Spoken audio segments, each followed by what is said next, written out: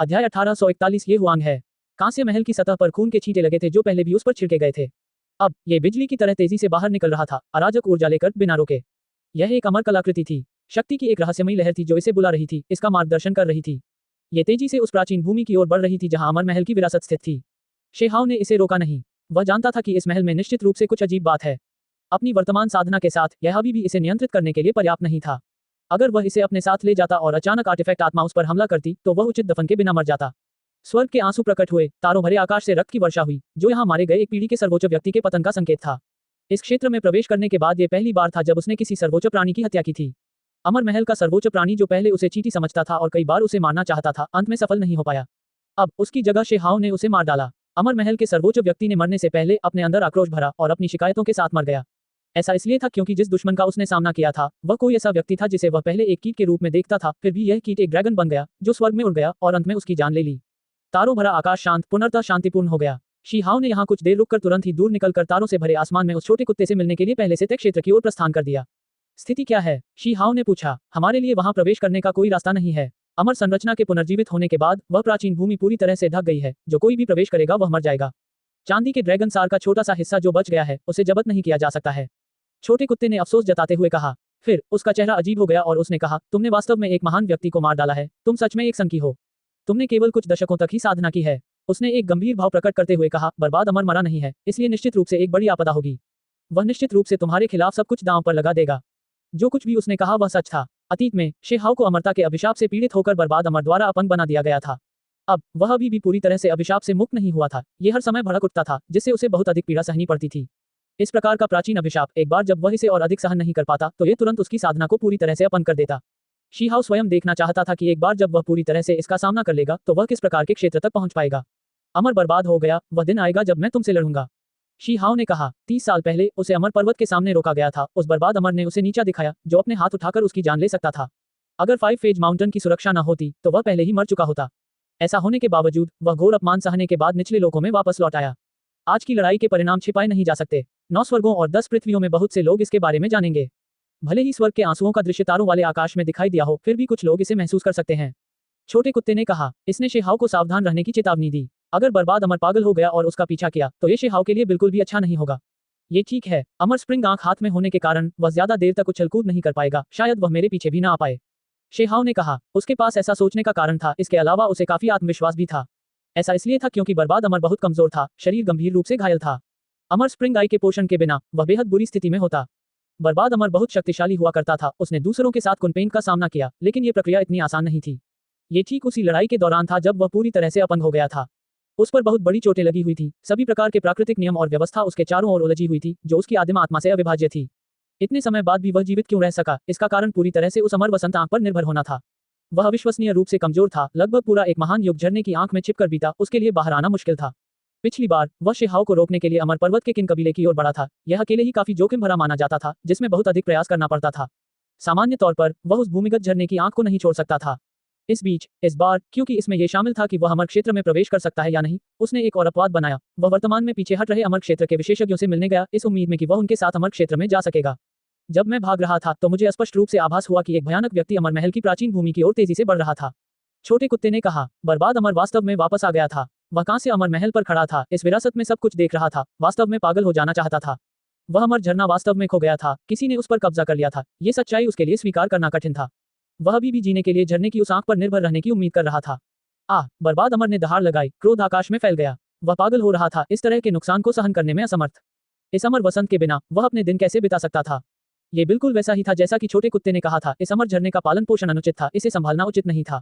जब तक इसे अब हिलाया जाता, अमर दाव सार की एक बड़ी मात्रा लीक हो जाती। यही वजह है कि बर्बाद अमर ने इसे जल्दबाजी में हिलाने की हिम्मत नहीं की। किसने सोचा था कि इतने कम समय के लिए बाहर जाने के बाद झरने की आंख पर किसी का कब्जा हो जाएगा? कौन है ये? वह पागल हो रहा था, उसका हाथ आकाश को पकड़ रहा था, उस आभा को पकड़ने की कोशिश कर रहा था। फिर एक आकृति घनीभूत हुई जो शेहाव के निशान बनाती थी। क्या असंभव? वह बच्चा कैसे हो सकता है? क्या वह मेरे कारण अपंग नहीं हुआ था? बर्बाद अमर स्तब्ध हो गया और फिर वह गुस्से में भड़क उठा। पास ही कुछ जीव नष्ट हो चुके अमर के शब्दों के कारण फट गए और सीधे उसके क्रोध के कारण मर गए। उनमें से कई अमर महल के सेवक थे। ये बात छिप नहीं सकती थी। कुछ लोगों को शून्य में स्वर्ग के आंसू महसूस हुए। क्या हो रहा है? कौन सा सर्वोच्च प्राणी मर गया? यह कोई अंधकार की आभा नहीं है, यह मेरी ओर से एक सर्वोच्च प्राणी है। बर्बाद अमर दहाड़ रहा है, यह उनका पुराना सर्वोच्च प्राणी है जो मर गया है। सभी पक्षों को चौंका देने वाली खबर प्रसारित हुई। ये बेशर्म कौन है जो अमर महल के सर्वोच्च प्राणी को मारने की हिम्मत कर रहा है? किसी को ये जानना होगा कि वहां एक बर्बाद अमर था। यह एक सच्चे ड्रैगन के निचले हिस्से को सहलाने के बराबर है जो पूरी तरह से मौत की तलाश में है। आखिर यह किसने किया? हर कोई इस पर चर्चा कर रहा था। ये स्पष्ट था कि यह खबर छिपाई नहीं जा सकती थी। कुछ लोगों ने कुछ सुराग देखे थे। इसके अलावा टूटे हुए ज़ूमी पर्वत की प्रतिष्ठित सभा में भाग लेने वाले युवा सबसे अधिक संवेदनशील थे। उन्होंने तुरंत महसूस किया कि यह सबसे अधिक संभावना हुआंग था। तारों से भरे आसमान में शीहाओ और छोटा कुत्ता जल्दी से युद्ध के मैदान से दूर चले गए। वे एक सूखे हुए आकाशीय पिंड पर उतरे और तूफान के सिर से बचने के लिए छिप गए। क्या बर्बाद अमर पागल हो जाएगा और हमें ढूंढने आएगा? मुझे लगता है कि हमें अलग अलग रास्ते अपनाने चाहिए। छोटे कुत्ते ने कहा। वास्तव में वफादारी की कमी थी। शेहाओ बेहद शांत रहा, बिल्कुल भी डरा हुआ नहीं। अपने सतर्क स्वभाव के कारण वह निश्चित रूप से तुरंत कोई जल्दबाजी नहीं करेगा। अगर वह अमर दावसार को बहुत लंबे समय तक छोड़ देता है तो वह मर जाएगा, और अब जब वसंत आंख का केवल एक हिस्सा बचा है तो वह निश्चित रूप से इसे इकट्ठा करने का तरीका सोचने की कोशिश करेगा, फिर अपने आप को पोषित करेगा, अवसर की प्रतीक्षा करेगा। शेहाओ का अनुमान बिल्कुल सही था। जीवन की खातिर बर्बाद अमर पूरे महान युग में केवल 2 या 3 बार दिखाई दिया। हमेशा भूमिगत झरने की आंख में छिपा रहा, ठीक इसलिए क्योंकि वह मौत से डरता था। अब भले ही वह घबराया हुआ था और गुस्से में था, लेकिन अंत में उसने भूमिगत गुफा में आभा को कैद कर लिया, यह महसूस करते हुए कि वहां अभी भी काफी मात्रा में चांदी का ड्रैगन मौजूद है, जिससे वह बहुत खुश हुआ। वह तुरंत अंदर भाग गया। उसके चेहरे पर अविश्वसनीय उदासी थी। वह सोचने लगा कि वह कैसे बदला लेगा और हुआंग को मार डालेगा। वह अंदर से बेचैन था। ये तो बस एक छोटा साधक था जो अमृतत्व भंग करने वाले अभिशाप से पीड़ित था। वह इससे कैसे बच सकता था? उसे अपंग हो जाना चाहिए था और फिर उसे मर जाना चाहिए था। कुनपिंग, मेरे हाथों मारा गया। तुम्हारे जैसे उत्तराधिकारी तो जीने के बारे में भी भूल सकते हैं। बर्बाद अमर के शब्द बर्फ की तरह ठंडे थे। आज वह वर्तमान में वापस ले जा रहे अमर डोमेन विशेषज्ञों से मिलने गया, लेकिन अंत में उसे कोई संतोषजनक उत्तर नहीं मिला। वह संभवतः अमर डोमेन में प्रवेश नहीं कर सकता था। स्थिति बहुत खराब थी। बाहरी दुनिया में अव्यवस्था फैली हुई थी। ये हुआंग है, वह लौट आया। ये नाम थोड़ा दूर की बात थी। 30 साल पहले ही बीत चुके थे। 9 स्वर्ग 10 पृथ्वी के सभी लोगों ने सोचा कि वह एक साधारण व्यक्ति बन गया है जो पूरी तरह से साधना की दुनिया से असंबंधित है। हालांकि आज उन्होंने अचानक सुना कि यह वही था, तो वे कैसे चौंके नहीं। ये कहा जा सकता है कि खबर बाहर आने के बाद बहुत शोर मच गया। विभिन्न संप्रदायों के साधक बहुत ही हिल गए। वह कैसे हो सकता है? क्या वह बर्बाद अमर द्वारा अपंग नहीं हो गया था? तुमने सुना नहीं? उसने टूटे हुए ज़ूमी पर्वत पर बहुत ताकत दिखाई, लगातार कार्रवाई करते हुए वान परिवार के 2 ड्रैगन को पकड़ लिया, यहाँ तक कि पहले अमर वान के साथ भी लड़ाई की थी।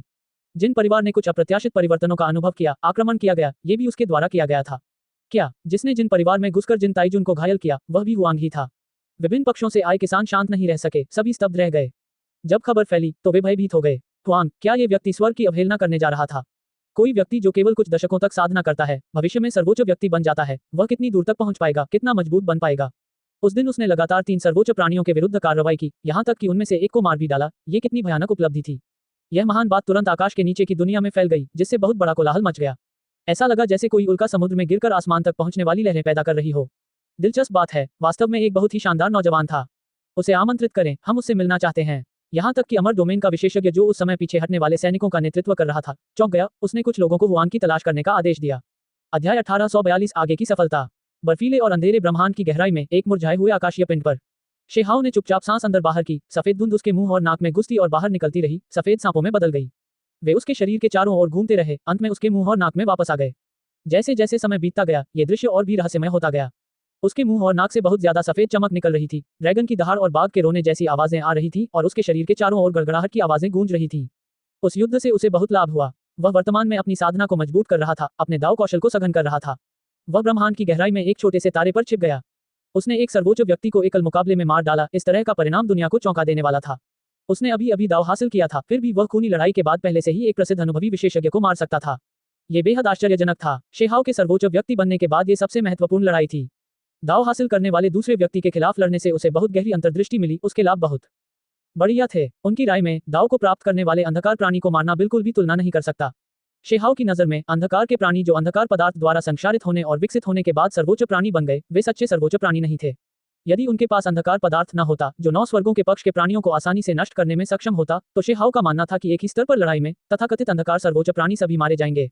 ब्रह्मांड अनंत है, तारों वाला आकाश असीम है। अगर कोई सचमुच छिपना चाहे तो उसे ढूंढने में बहुत समय लगेगा। इसके अलावा वह पहले से ही एक सर्वोच्च प्राणी था, अब जानबूझकर अपनी सार ऊर्जा को छिपा रहा है। अगर वह अपनी सारी आभा वापस ले लेता है तो इससे कोई फर्क नहीं पड़ेगा, भले ही अमर क्षेत्र से कोई विशेषज्ञ उसे खोजने आए। छोटा कुत्ता एक तरफ सो गया। वह वास्तव में अमर वसंत आंख को जब्त करना चाहता था, लेकिन इसे शेहाओ ने इकट्ठा किया था, उसे बर्बाद करने के लिए नहीं दिया था। उसे चांदी के ड्रैगन का एक हिस्सा दिया गया जो अमर वसंत की आंख के भीतर पोषित सार है। उसने इसका एक हिस्सा खाया और फिर शेष को सावधानी से छिपा दिया। उसकी आंखें अभी बंद थीं, जो उसने खाया था उसे परिष्कृत कर रही थी। यह एक बहुत अच्छा उपचारक पदार्थ था जो किसी नष्ट हो चुके अमर प्राणी को भी जीवित रहने में सहायता कर सकता था। छोटे कुत्ते को भी स्वाभाविक रूप से इससे बहुत लाभ मिला। उसे लगा जैसे उसकी अपंग साधना धीरे धीरे बढ़ रही है, उसके शरीर में जीवन शक्ति की एक नई लहर उभर रही है। शेहाओ ने शांतिपूर्वक साधना की, उसका मन स्पष्ट था, वह अपने महान दावपथ को समझ रहा था। एकांत साधना का सिर्फ एक उदाहरण 2 महीने से ज्यादा चला। इस बीच अपनी चेतना में उसे ऐसा लगा जैसे सिर्फ 4 घंटे ही बीते हों। जैसे ही उसने अपनी आंखें खोली, इस दिव्य पिंड से दिव्य चमक की 2 धारियां निकली, जो अंधेरे ब्रह्मांड को रोशन कर रही थी। ये शेहाओ की नजर थी, तेज और पैनी। युवक, बुरा नहीं है, तुम्हारे दाव कौशल में प्रगति हुई है। तुम सच में एक संग की हो। मुझे मत बताओ कि तुम अमर ड्रैगन अंडे या कुछ और पर पले बड़े थे। तुम्हारी साधना की गति इतनी तेज कैसे है? मुझे कुत्ते का मांस खाना बहुत पसंद है, खासकर कुत्ते के मांस का हॉट पॉट, इसी से मुझे बड़ा होने में मदद मिली है। शेहाओ ने मुस्कुराते हुए अपना शरीर तानते हुए कहा। भौंको। छोटा कुत्ता बहुत ही खूंखार था, सीधे खुद को नीचे फेंक रहा था, शेहाओ को बुरी तरह से नोच रहा था। उसकी राय में शेहाओ निश्चित रूप से उसे उकसा रहा था। शेहाओ अपने दाव फल का परीक्षण करना चाहता था, इसलिए वह इस अत्यंत रहस्यमय छोटे कुत्ते के खिलाफ कुछ आजमाना चाहता था। एक पल में तेज हवाएं चलने लगी, तारे हिलने लगे। महान दाव की चमक लहरों की तरह थी, जो सभी दिशाओं में फैल रही थी, कुछ सितारों और उल्कापिंडों को प्रभावित कर रही थी। इन रहस्यमय लहरों के नीचे वे सभी चुपचाप ब्रह्मांड की धूल में बदल गए। छोटे कुत्ते की साधना पर्याप्त नहीं थी, वह दिव्य वेदी से गिर गया, लेकिन उसका मांस तुलना से परे था। इसके अलावा उसके दाव कौशल भी पूरी तरह से बेकार नहीं थे, वह अभी भी एक शक्तिशाली व्यक्ति था। कम से कम सामान्य सर्वोच्च प्राणी तो इसमें कुछ नहीं कर सकते थे। काफी समय बीतने के बाद ये जगह शांत हो गई। शेहाओ बैठ गया, सांस लेना और फिर से साधना करना शुरू कर दिया। छोटा कुत्ता लगभग गुस्से से भड़क गया, क्योंकि उसकी एक आंख को बुरी तरह पीटा गया था और उसे नीला कर दिया गया था। इसके अलावा उसकी दुम के बाल भी लगभग नोच लिए गए थे। उसके होठों के कोनों पर भी खून लगा हुआ था। ये पूरी तरह से असहनीय था। हालांकि जब शेहाओ ने अनंत तलवार कोर को उसके छोटे पंजे में फेंक दिया, तो उसका गुस्सा तुरंत गायब हो गया। उसके नितंबों को झटका लगा, एक मुस्कान प्रकट हुई, उसे गले लगा लिया और अब परेशानी नहीं हुई। मैं अब ये स्पष्ट रूप से कह रहा हूँ, मैं इसे तुम्हें 1 महीने के लिए उधार दे रहा हूँ ताकि तुम इसकी उत्पत्ति का पता लगा सको, मैं इसे तुम्हें नहीं दे रहा हूँ। शेहाओ ने कहा, चिंता मत करो, यह कोई अमर जड़ी बूटी नहीं है, मैं इसे काट नहीं सकता या तोड़ नहीं सकता। छोटे कुत्ते ने कहा, यदि यह सचमुच दीर्घायु औषधि का डंठल, अमर वसंत नेत्र या कुछ और था जो उसके हाथों में आ गिरा, तो उसे वापस पाने की कोई उम्मीद नहीं थी। शेहाओ ने इस पर और अधिक ध्यान नहीं दिया, साधना शुरू कर दी, अपने शरीर के तरीकों की जांच की। अमर धुंध उसके सिर के ऊपर घूम रही थी, 3 लहरों में इकट्ठा होकर 3 सच्चे ड्रैगन की तरह घूम रही थी। तभी एक और कीट प्रकट हुआ, जो और भी अधिक मोटा था। इधर उधर घूमने के बाद वह उसके शरीर में घुस गया। उसके सिर के ऊपर ऊर्जा की 3 तरंगें फूलों में बदल गईं और धीरे धीरे फल उत्पन्न करने लगी। कुछ फल पक गए और जैसे ही वे टूट गए, उनके ऊपर एक आकृति बैठी हुई दिखाई दी। ये रहस्यमय परिवर्तन थे जिन्हें बाहरी लोग नहीं देख सकते थे, समझ नहीं सकते थे। केवल शेहाओ ने धीरे धीरे सब कुछ अकेले अनुभव किया। आधे महीने बाद वह फिर से जागा। इस बार उसने अपनी साधना पूरी तरह समाप्त कर ली थी। उसके शरीर पर रक्त ऊर्जा तुरंत मुक्त हो गई, जिससे वह तुरंत बहुत समृद्ध हो गया। उसका शरीर एक भट्टी की तरह था, जो पूरे अंधेरे ब्रह्मांड को रोशन कर रहा था, भव्य और अतुलनीय शक्तिशाली। छोटे कुत्ते ने ठंडी सांस ली और खुद को ये कहने से रोक नहीं पाया, तुम सच में एक राक्षस हो। तुम पहले से ही सर्वोच्च अवस्था तक पहुंचने के कगार पर हो। शेहाओ आगे बढ़ रहा था। छोटे कुत्ते को लगा कि यह वाकई बेतुका है, यह आदमी स्वर्ग को भी चुनौती दे रहा है। क्या उसकी साधना की गति थोड़ी ज्यादा तेज नहीं थी? क्या ये हो सकता है कि वह वास्तव में साधना करने के लिए ही पैदा हुआ था, एक ऐसा व्यक्ति जो एक पीढ़ी का अग्रणी व्यक्ति बनने के लिए किस्मत में था? इस प्रकार की साधना गति देखकर कोई भी अवाक रह जाता है। छोटा कुत्ता बहुत हैरान था, उसके पास बोलने के लिए शब्द नहीं थे। उसने खुद से कहा, क्या ये व्यक्ति सचमुच कष्ट सहने के लिए पैदा हुआ है? दुनिया में कोहराम मच गया, वह दिन आखिरकार आएगा। क्या वाकई ऐसा कोई प्राणी होगा जो उस समय शक्तिशाली रूप से उभरेगा? छोटा कुत्ता ऐसा लग रहा था जैसे उसने कोई भूत देख लिया हो। अब हमें वापस लौटना चाहिए। मेरा मानना है कि बर्बाद हुए अमर को अब तक अपनी नाराजगी को निगल लेना चाहिए था। वह पागल नहीं हुआ, दुनिया भर में मेरी तलाश नहीं कर रहा। शेहाओ ने कहा। प्रकाश की 2 किरणें तारों से भरे आकाश को चीरती हुई जीवन के क्षेत्र की ओर बढ़ी, तथा इस बर्फीले, मृत्युमय, शांत तारों वाले क्षेत्र को छोड़ दिया। ये बिल्कुल वैसा ही था जैसा कि शेहाओ ने भविष्यवाणी की थी। बर्बाद अमर क्रोध में भड़क गया, लेकिन अंत में उसने फिर भी इसे सहन किया। अंत में उसे अभी भी मौत का बहुत डर था, वह अपने सीमित जीवन काल को बर्बाद करने की हिम्मत नहीं कर सका। पिछले 2 वर्षों के दौरान 9 स्वर्ग और 10 पृथ्वी अराजकता में थे, जिसे शांत करना कठिन था। हुआंग इस दुनिया में फिर से प्रकट हुआ, तर्क को पलट दिया। ये सभी की उम्मीदों से बढ़कर था। अमर तोड़ने वाले अभिशाप से पीड़ित होने के बाद भी वह जीवित रहने में सक्षम था, उसके दाव कौशल बिल्कुल भी नहीं खोए, फिर भी वह एक सर्वोच्च प्राणी बन गया।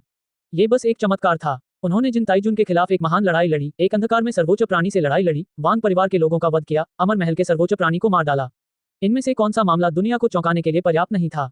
इसके अलावा वे सभी एक दूसरे से जुड़े हुए थे, सब कुछ एक ही दिन में हो रहा था। सभी कबीले हैरान थे, कई लोग तुरंत शांत नहीं बैठ पा रहे थे। वे अविश्वसनीय रूप से चिड़चिड़े और बेचैन थे। हुआंग का नाम पूरी दुनिया में फैल रहा था। 30 साल तक उसे न देखने के बाद उसके वापस आने से इतनी बड़ी खलबली मच गई कि पूरी दुनिया में अफरा तफरी मच गई। वह सिर्फ एक व्यक्ति था, फिर भी उसने 9 स्वर्गों, 10 पृथ्वियों, 4 समुद्रों को प्रभावित किया। हुआंग बहुत शक्तिशाली था, उसकी शैली पहले जैसी ही थी। इस तरह के तरीके, इस तरह की क्षमता कौन तुलना कर सकता है? सभी को यह महसूस हो गया कि जब तक इमोर्टल डोमेन के लोग कार्रवाई नहीं करेंगे, तब तक संभवतः ऐसे बहुत कम लोग बचे होंगे जो उसे नियंत्रित रख सकें। भले ही अमर वांग नश्वर दुनिया में नंबर 1 था, अगर वह हुआंग को मारना चाहता था तो यह अभी भी मुश्किल हो सकता था। हर किसी के पास यह मानने का कारण था कि युवा हुआंग, भले ही वह अभी तक पूरी तरह से परिपक्व नहीं हुआ था, वह अभी भी बच सकता है और खुद की रक्षा कर सकता है। अमर डोमेन के लोग हुआंग की तलाश कर रहे हैं। यह आशीर्वाद है या दुर्भाग्य? मुझे लगता है कि यह किस्मत का मामला है। हुआंग की योग्यता अमर डोमेन के जीवों को दबाने के लिए पर्याप्त है। ऐसा जरूरी नहीं है, शायद कोई उसे पकड़ना चाहता हो, देखना चाहता हो कि उसके पास कोई राज है या नहीं। वरना इस बारे में इतना खुलकर बात करने की क्या जरूरत है। पिछले 2 महीनों में सभी लोग आपस में चर्चा करते रहे। वे सभी हुआंग के ठिकाने के बारे में अनुमान लगा रहे थे, साथ ही यह भी कि वह कहाँ जा रहा है। हालांकि अमर क्षेत्र के लोग पीछे हट रहे थे। 2 महीनों में महान सेना वापस चली गई, कुछ लोग अभी भी यहाँ तैनात थे, लेकिन ये लोग भी धीरे धीरे जा रहे थे। इस अवधि के दौरान विद्रोह हुए, कुछ लोग अमर क्षेत्र में वापस नहीं लौट सके, पूरी तरह से त्याग दिए गए, लेकिन अंततः उन सभी को बलपूर्वक वश में कर लिया गया। अमर डोमेन के लोग जाने वाले हैं और इस बार वे पूरी तरह से चले जाएंगे। जब वह समय आएगा तो हुआंग को कौन रोक सकता है। कुछ लोगों ने आह भरी, अंदर ही अंदर चिंतित। ये स्पष्ट था कि ये वे लोग थे जो पहले शिहाओ के खिलाफ खड़े थे, वांग परिवार, जिन परिवार और अमर महल के पक्ष में खड़े थे। बर्बाद अमर ने वास्तव में सहन किया, कोई कार्रवाई नहीं की। क्या ये हो सकता है कि वह भी डर गया हो। हाँ, ये वाकई अच्छा लगता है, एक सर्वोच्च प्राणी को मारना जो हुआंग होने के योग्य है। इस तरह की युद्ध उपलब्धि कुछ गिलास पीने के लायक है। अलग अलग पक्षों की प्रतिक्रियाएं अलग अलग थीं। कुछ लोग चिंतित थे, जबकि अन्य खुश थे, खिलखिलाकर हंस रहे थे। सबसे ताजा समाचार यह है कि अमर डोमेन के दूत अमर महल की ओर तेजी से बढ़े और बर्बाद हुए अमर को फटकारने का आदेश जारी किया। हुआंग को अमरता के टूटने के अभिशाप का सामना करना पड़ा, लेकिन वह मरा नहीं। उसकी शक्ति ने अमरता के क्षेत्र के कुछ प्राणियों का ध्यान आकर्षित किया। कुछ विशेषज्ञों का मानना था कि बर्बाद हुए अमर को दंडित किया जाना चाहिए, वास्तव में इस प्रकार की प्रतिभा को नुकसान पहुंचाने की हिम्मत करना। इसके अलावा 2 महीने तक शोर मचाने के बाद किसी ने अमर डोमेन की वंशावली को बदनाम करने वाला फरमान पारित कर दिया, जिससे बर्बाद अमर के अमर डोमेन में प्रवेश की सारी उम्मीदें पूरी तरह खत्म हो गईं। उन्होंने उससे साफ कहा कि वह इस बारे में भूल सकता है। इन सब के अलावा जब यह आदेश पारित किया गया तो उन्होंने उससे कहा कि वह अपने आप को बंद कर ले और अपनी गलतियों पर विचार करे, कि वह उपस्थित न हो सके, कि वह और अधिक परेशानी पैदा न करे। उन्होंने आगे बताया कि उसे न मारना उसे उसके अपराधों का प्रायश्चित करने का मौका देना था। उसे अंधेरे के उन जीवों का सामना करना था जो समय आने पर पीछे नहीं हटते, वरना एक अमर हत्यारा ब्लेड उसके लिए आएगा, व्यक्तिगत रूप से उसकी जान ले लेगा। जब ये खबर घोषित हुई तो पूरी दुनिया में हंगामा मच गया। अध्याय 1843 खेती रहित युग का आगमन। किसी ने नहीं सोचा था कि वास्तव में ऐसा परिणाम होगा। अमर डोमेन का बर्बाद हुए अमर के प्रति रवैया बेहद ठंडा था। यह उसे दंडित करने के लिए था, उसे पहले स्वर्ग और तर्क का अपमान करने, सही और गलत के बीच अंतर न करने, हुआंग की दाव नींव को नुकसान पहुंचाने के लिए दोषी ठहराना था। उसे न मारना सिर्फ उसके अपराध का प्रायश्चित करने के लिए था। ये निष्कर्ष बहुत ही भयानक था। इसका मतलब था कि अगर वह अच्छा नहीं करेगा तो अमर क्षेत्र के कुछ लोग तुरंत उसकी जान ले लेंगे। मैंने कभी इसकी उम्मीद नहीं की थी। हुआंग को वास्तव में अमर क्षेत्र में कुछ लोगों द्वारा आश्रय दिया गया था, इसे बहुत महत्व दिया गया था। बर्बाद अमर बहुत बड़ी मुसीबत में है। हाँ, ये वाकई एक ऐसी सजा है जो अपराध के अनुरूप है। उस समय इस बर्बाद अमर ने ऐसी अकड़ दिखाई, अविश्वसनीय रूप से दबंगई से पेश आया, अमर पर्वत की ओर भागा, हुआंग को अपंग करने पर जोर दिया जिसने उजाड़ सीमा में महान योग्यता अर्जित की थी। अब डर महसूस करने की बारी उसकी है। जब ये खबर बाहर आई तो हर किसी की प्रतिक्रिया अलग अलग थी। कुछ लोग बहुत खुश थे तो कुछ ऐसे भी थे जो ठंडी सांसें ले रहे थे। वर्तमान में अमर क्षेत्र पीछे हट रहा था, अंधेरे जीव भी पीछे हट रहे थे, इसलिए यह पहले से ही शोरगुल वाला एक बेहद अराजक दृश्य था। अब जब इस तरह की बात हुई तो 9 स्वर्ग 10 पृथ्वी तेजी से अशांत हो गए। इससे पहले दीर्घायु परिवार अभी भी समर्थन बढ़ाने की कोशिश कर रहे थे, हुआंग पर हमला कर रहे थे, ये दावा कर रहे थे कि वह एक अंधाधुंध हत्यारा है, लेकिन अब वे सभी डर के मारे चुप हो गए हैं। उनके परिवारों ने पहले ही उन रास्तों को चुन लिया था जिन पर उन्हें चलना था, उन्हें अमर क्षेत्र में जाना था, इसलिए उन्हें अब कुछ भी अप्रत्याशित घटित होने की उम्मीद नहीं थी। हालांकि इस फरमान के जारी होने के कुछ समय बाद ही अमर महल में एक और दूत प्रकट हुआ। इस बार शब्दांकन अधिक चतुराईपूर्ण था। भले ही दोष था, लेकिन कोई सजा नहीं थी, यहाँ तक कि अमर महल को दवा की एक बोतल भी दी गई, जिससे बर्बाद हुए अमर को अपने जीवन को बचाने की अनुमति मिली ताकि वह भविष्य में दुश्मनों का वध कर सके। इसका क्या मतलब था? 3000 प्रांत तुरंत शांत हो गए, 9 स्वर्गों के लोग भी स्तब्ध हो गए। अमर डोमेन ने एक अलग फरमान पारित किया, इरादे अलग थे। सभी को यह महसूस हुआ कि कुछ लोग ऐसे थे जो बर्बाद अमर के विरोध में थे, लेकिन कुछ ऐसे भी थे जो उसकी रक्षा करना चाहते थे, जिनका दृष्टिकोण अलग था, जो अलग अलग संप्रदायों से आते थे। ऐसा लगता है कि बर्बाद अमर की उत्पत्ति सरल नहीं है। यह अफवाह है कि बाद में यह आदेश एक युवा महान व्यक्ति से आया था जो एक निश्चित अमर डोमेन प्राचीन विरासत से था। 9 स्वर्ग और 10 पृथ्वी शांत नहीं हो सके, सभी के मन में अधिक से अधिक संदेह उत्पन्न होने लगे। उस दिन शिहाओ अपने एकांत से बाहर आया, ब्रह्मांड की गहराइयों से लौट रहा था। जब उसने ये बातें सुनी तो उसकी भौहें गहरी सिकुड़ गईं। अमर क्षेत्र का तथाकथित युवा महान व्यक्ति, क्या ये वही युवा था जो उस समय से था जिसने शून्य देव क्षेत्र के अंधेरे स्वर्गीय जेल के खिलाफ साजिश रची थी? उसने पहले भी 2 समूहों के लोगों को शून्य देव क्षेत्र में भेजा था, लेकिन अंत में उन सभी को वश में कर लिया गया था। कुछ समय बाद ही खबर आई कि यह बर्बाद अमर क्षेत्र के एक राजा से संबंधित था। हे भगवान, क्या ये सच है? वह किसी प्राचीन अमर राजा का वंशज है। कोई आश्चर्य नहीं, इस प्रकार के व्यक्ति को निश्चित रूप से संरक्षित किया जाएगा, वह मरेगा नहीं। ऐसा इसलिए था क्योंकि अमर क्षेत्र के सैनिक अभी भी पूरी तरह से वापस नहीं लौटे थे। कुछ ऐसे थे जो अपने जीवन के बाकी समय में भी नहीं जा सकते थे। उन्होंने कुछ ऐसे रहस्य बताए जिनके बारे में बाहरी लोगों को पता नहीं था। ये गुप्त अफवाहें अकल्पनीय थी, इनके बारे में अन्य लोगों को पता चलने का कोई रास्ता नहीं था। यह अफवाह थी कि अमर महल का बर्बाद अमर डोमेन से आया था, जो पहले यहाँ सैनिकों की कमान संभालता था। हालांकि वह अपने जीवन को बहुत संजोता था, बाहर निकलकर लड़ाई नहीं करता था, बल्कि जीने के बारे में बहुत परवाह करता था। इसी कारण वह जीवित था। हालांकि इस तरह के रवैये से अमर क्षेत्र के कुछ विशेषज्ञ नाराज हो गए। भले ही वह किसी प्राचीन अमर राजा का वंशज था, फिर भी उसे सजा दी जाती थी, अमर धरती पर लौटने की अनुमति नहीं दी जाती थी। बस इसी तरह वह इस दायरे में रहा। वहाँ 3 बर्बाद अमर लोग थे जिन्होंने उसकी तरह बड़ी गलतियां की थी, उनकी परिस्थितियां एक जैसी थीं। महान युग की शुरुआत में उन्होंने गंभीर रूप से घायल कुनपेंग की खोज की। मॉर्टल दाव के शिखर पर कुछ विशेषज्ञों के साथ उन्होंने इसे घेरने के लिए एक बड़ी सेना का नेतृत्व किया और सफलतापूर्वक इसे नुकसान पहुंचाया। यह अफवाह थी कि उन्होंने इसे घेरने का कारण उन्हें इस दुनिया से निर्वासित किए जाने से संबंधित था। अमर क्षेत्र में कुनपेंग ने हमेशा बर्बाद अमर लोगों के खिलाफ काम किया था, उन्हें निर्वासित करने का दृढ़ संकल्प किया था। इसने अमर क्षेत्र में गहराई से निहित विरोध को छुआ। जब ये रहस्य उजागर हुए, भले ही वे छोटे छोटे टुकड़े ही क्यों न थे, तब भी 9 स्वर्गों और 10 पृथ्वियों में बहुत बड़ा कोलाहल मच गया, जिससे काफी हलचल मच गई। बर्बाद अमर वास्तव में मैल है। जो लोग अधिक ईमानदार स्वभाव के थे, वे गाली देने से खुद को नहीं रोक सके। हे हुआन की परेशानियां अब और भी बड़ी हो गई हैं। बर्बाद हुए अमर की वास्तव में ऐसी ही पृष्ठभूमि है। भले ही वह इस जीवन में अमर क्षेत्र में वापस न लौट सके, फिर भी उसे कुछ सुरक्षा मिलेगी।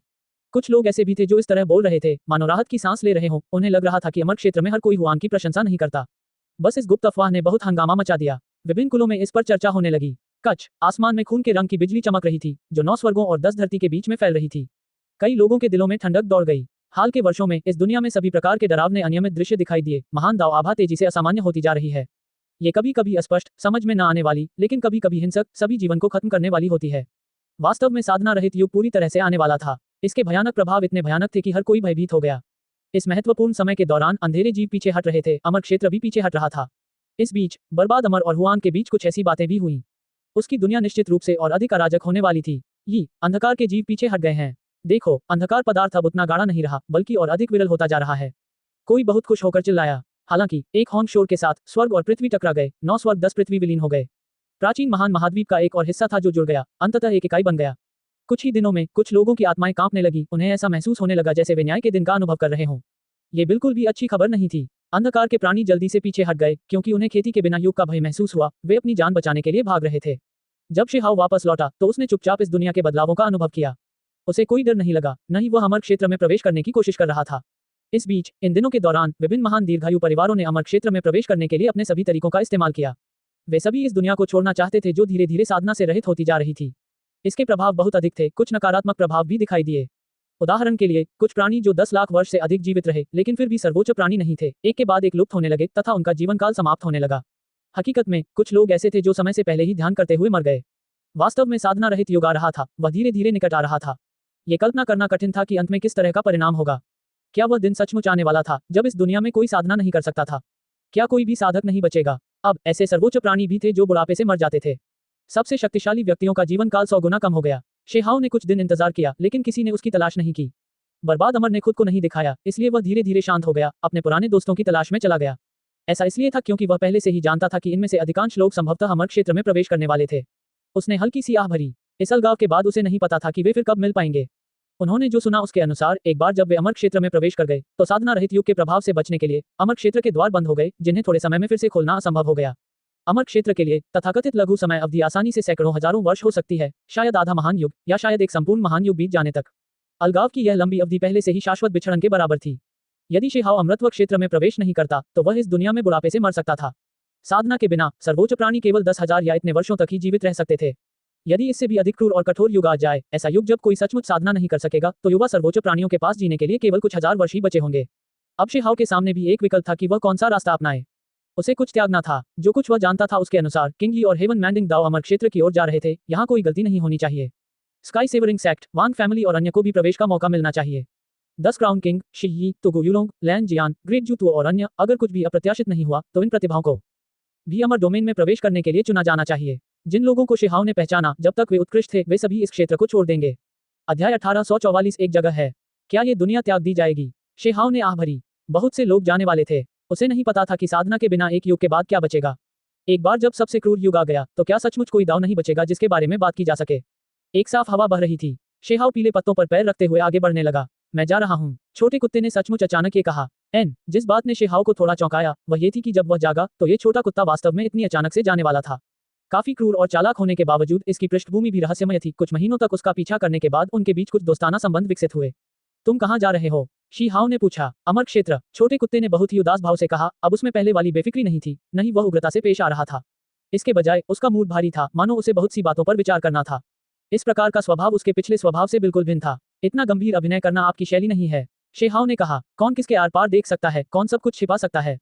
ये दुनिया दिन ब दिन जटिल होती जा रही है। नश्वर लोक में हमारी हंसी और अच्छे पल अंत में अतीत की बातें बन जाएंगे, छोटे कुत्ते ने खुद से कहा। शेहाओ चौंक गया। क्या ये छोटा कुत्ता भड़क गया था या कुछ और? आप अचानक अमर क्षेत्र में प्रवेश क्यों करना चाहते हैं? शी हाओ ने पूछा। शायद यही मेरी वापसी की असली जगह है। कुछ पुरानी बातें हैं जिनके जवाब मुझे कभी नहीं मिले, इसलिए मुझे उन्हें ढूंढना होगा।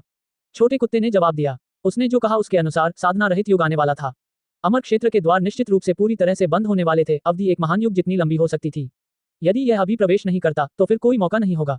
क्या वहां तुम्हारे दुश्मन नहीं हैं? शेहाओ ने याद दिलाया। उसका तथाकथित मानव पालतू बहुत पहले ही अमर हो चुका था। अगर उसे पता चल जाए कि छोटा कुत्ता अंदर घुस गया है तो वह शायद उसे जिंदा ही खाल से ढंक देगा। भले ही मैं मर जाऊं, लेकिन मेरे पास कोई विकल्प नहीं है। मैंने पहले भी बिना अंत वाले अमर राजा का अनुसरण किया है। मेरे पास इस कृतज्ञता को चुकाने के अलावा कोई विकल्प नहीं है। छोटे कुत्ते ने उत्तर दिया। अब वह स्वयं को अमर राजा नहीं कहता था, बल्कि एक बूढ़े पंडित की तरह अत्यंत गंभीर रहता था। अब वह तुच्छता से काम नहीं करता था, न ही बेशर्मी से काम करता था। अनंत अमर राजा, भले ही वह 9 स्वर्गों 10 पृथ्वी से था, उसने अमर डोमेन का भी दौरा किया था, महान दाव की सीमाओं की तलाश की थी, कुछ चीजों की पुष्टि की थी। जब शेहाओ ने ये सुना तो वह काफी हैरान हुआ। बिना अंत वाले अमर राजा को क्या सत्यापित करने की आवश्यकता थी? वह समय के महान दाव में कुशल था। बाद में उसने पुनर्जन्म अमर राजा के साथ समय के परिवर्तनों पर शोध किया, साथ ही पुनर्जन्म के बारे में भी, ये देखने की इच्छा रखते हुए कि क्या व्यवहार के कुछ नियम और कानून हैं। व्यवहार के नियम। शेहाओ की दिलचस्पी जागृत हुई। सम्राट पतन से लेकर अमर प्राचीन तक और फिर भविष्य के महान प्रदर्शन तक, क्या कोई अंतिम पुनर्जन्म है या कुछ लोग हैं जो पुनर्जन्म लेंगे?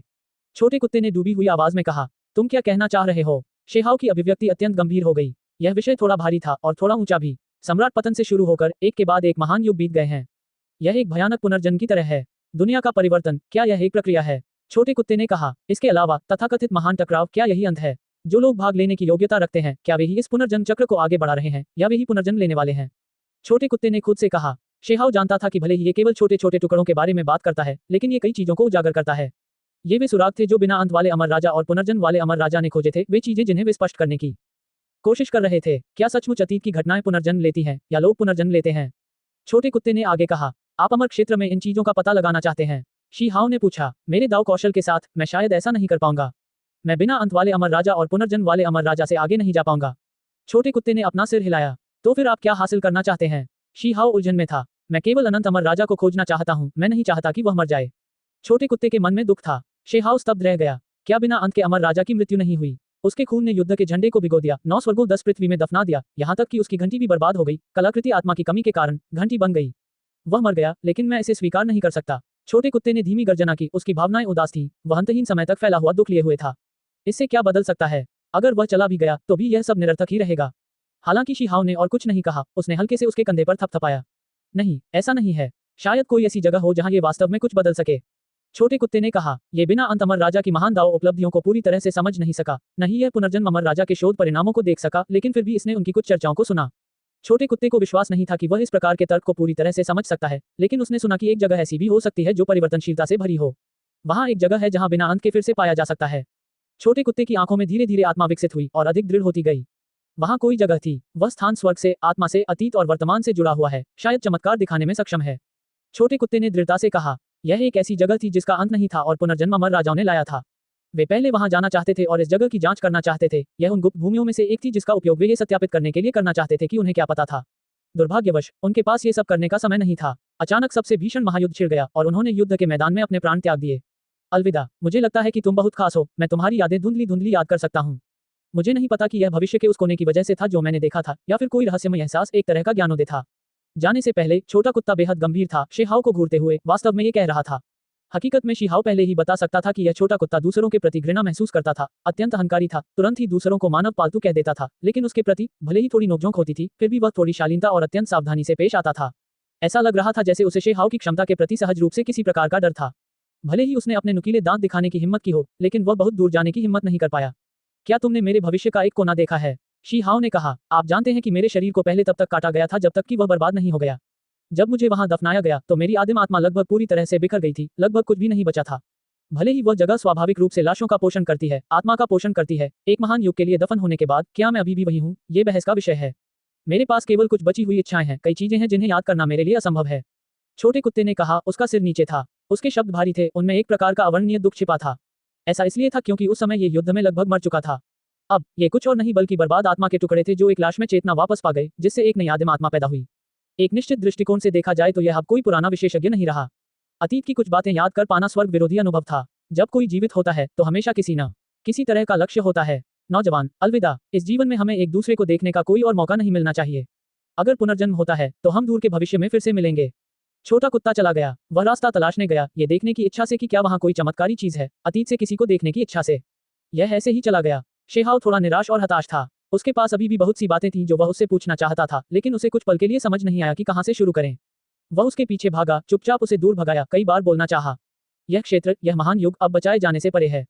तुम्हें जल्दी ही अपना निर्णय लेना होगा। छोटा कुत्ता पलटा। क्या हालात सचमुच इतने खराब हैं? क्या आपको लगता है कि आपके पास एक ही ब्लेड से 10,000 युगों को काटने की शक्ति है? या दूसरे शब्दों में, क्या आपके पास सबसे महत्वपूर्ण ताकत है? 10,000 युगों को काटने वाली तलवार, एक पीढ़ी, एक पुनर्जन्म। समय की लंबी नदी में, महान युगों के उत्थान और पतन में कितने शक्तिशाली व्यक्ति थे? क्या आप उन्हें रोक सकते हैं? क्या आप अपना रास्ता बना सकते हैं? भले ही एक महान युग से केवल एक प्राणी उभरता है, फिर भी उनका सामना करना मुश्किल होगा। छोटा कुत्ता पूरी तरह से गायब हो गया। अध्याय 1845 प्रस्थान से पहले अराजकता। अमर क्षेत्र का द्वार प्रकाश और रंग से बह रहा था। वहां एक धातु का द्वार था जो दो क्षेत्रों को अलग करने वाले शून्य को बंद कर देता था। ये केवल इतना ही कहा जा सकता है कि यह क्षेत्र बहुत शक्तिशाली था, जिसमें बेजोड़ जादुई शक्ति वाले लोगों द्वारा बनाया गया एक द्वार था। ये स्वर्ग और पृथ्वी के बीच के पुल को काट सकता था। अगर यह फिर से नहीं खुलता, तो कोई भी अंदर नहीं घुस सकता था। लोगों के समूह एक के बाद एक वापस लौटने के रास्ते पर निकल पड़े। आमतौर पर जब वे गेट से अंदर आए तो उन्हें लगा कि उन पर से एक बड़ा बोझ उतर गया है। उन्हें छोड़ा नहीं गया था, वे वापस जा सकते थे। हाल ही में बहुत से लोग मारे गए। जो लोग अंधकार के जीवों से लड़े, अंधकार तत्व से दूषित हुए, वे इस जीवन में कभी वापस नहीं आ सके। उन्होंने विद्रोह करना शुरू किया, लेकिन उन्हें बेरहमी से दबा दिया गया। उनमें से कुछ ने पीछे मुड़कर 9 स्वर्गों के विभिन्न जीवन प्रतिबंधित क्षेत्रों में शरण मांगी। इसके बाद सब कुछ खत्म हो जाएगा। वे सब बिना कुछ हासिल किए वापस लौट रहे थे। साधनाहीन युग अभी भी पूरी तरह से उतर रहा था। उन्हें जाना पड़ा। छोटा कुत्ता आया, एक छोटी सुनहरी बिल्ली में बदल गया, एक युवा महिला के आलिंगन में छिप गया। उसने अपनी आंखें सिकोड़ लीं, अंत में दूर के आकाश और पृथ्वी की ओर देखा। उसकी आंखों में निराशा और हताशा थी, अफसोस था। उसने पहले कहा था कि अगर उसे मरना भी है तो भी वह इसी जमीन पर दफन होना चाहता है, लेकिन अब उसे यहाँ से जाना ही होगा। ट्रू ड्रैगन रक्त दिव्य बिल्ली स्वाभाविक रूप से इसके द्वारा दबा दी गई थी और इसकी जगह ले ली थी। ये गुप्त रूप से एक महान व्यक्ति की बेटी का अमर डोमेन में पीछा करने जा रहा था और फिर बिना अंत के ठिकाने की तलाश कर रहा था। शेहाव भी आया, लेकिन छोटा कुत्ता पहले ही जा चुका था और सफलतापूर्वक अमर क्षेत्र में प्रवेश कर गया था। शेहाव दूर खड़ा चुपचाप देख रहा था। वह धातु का दरवाजा बहुत मजबूत था। उसे लग रहा था कि उस पर एक से ज्यादा अमर राजाओं के निशान थे। इस राज्य का कोई भी प्राणी उसे तोड़ नहीं सकता था। वह पहले भी सेंजांग और शेनमिंग के साथ अमर क्षेत्र में प्रवेश कर चुका था। उस समय जिस द्वार से वे प्रवेश करते थे वह एक पत्थर का द्वार था, यह नहीं। एक के बाद एक समूहों को जाते हुए देखकर उसने हल्की सी आह भरी।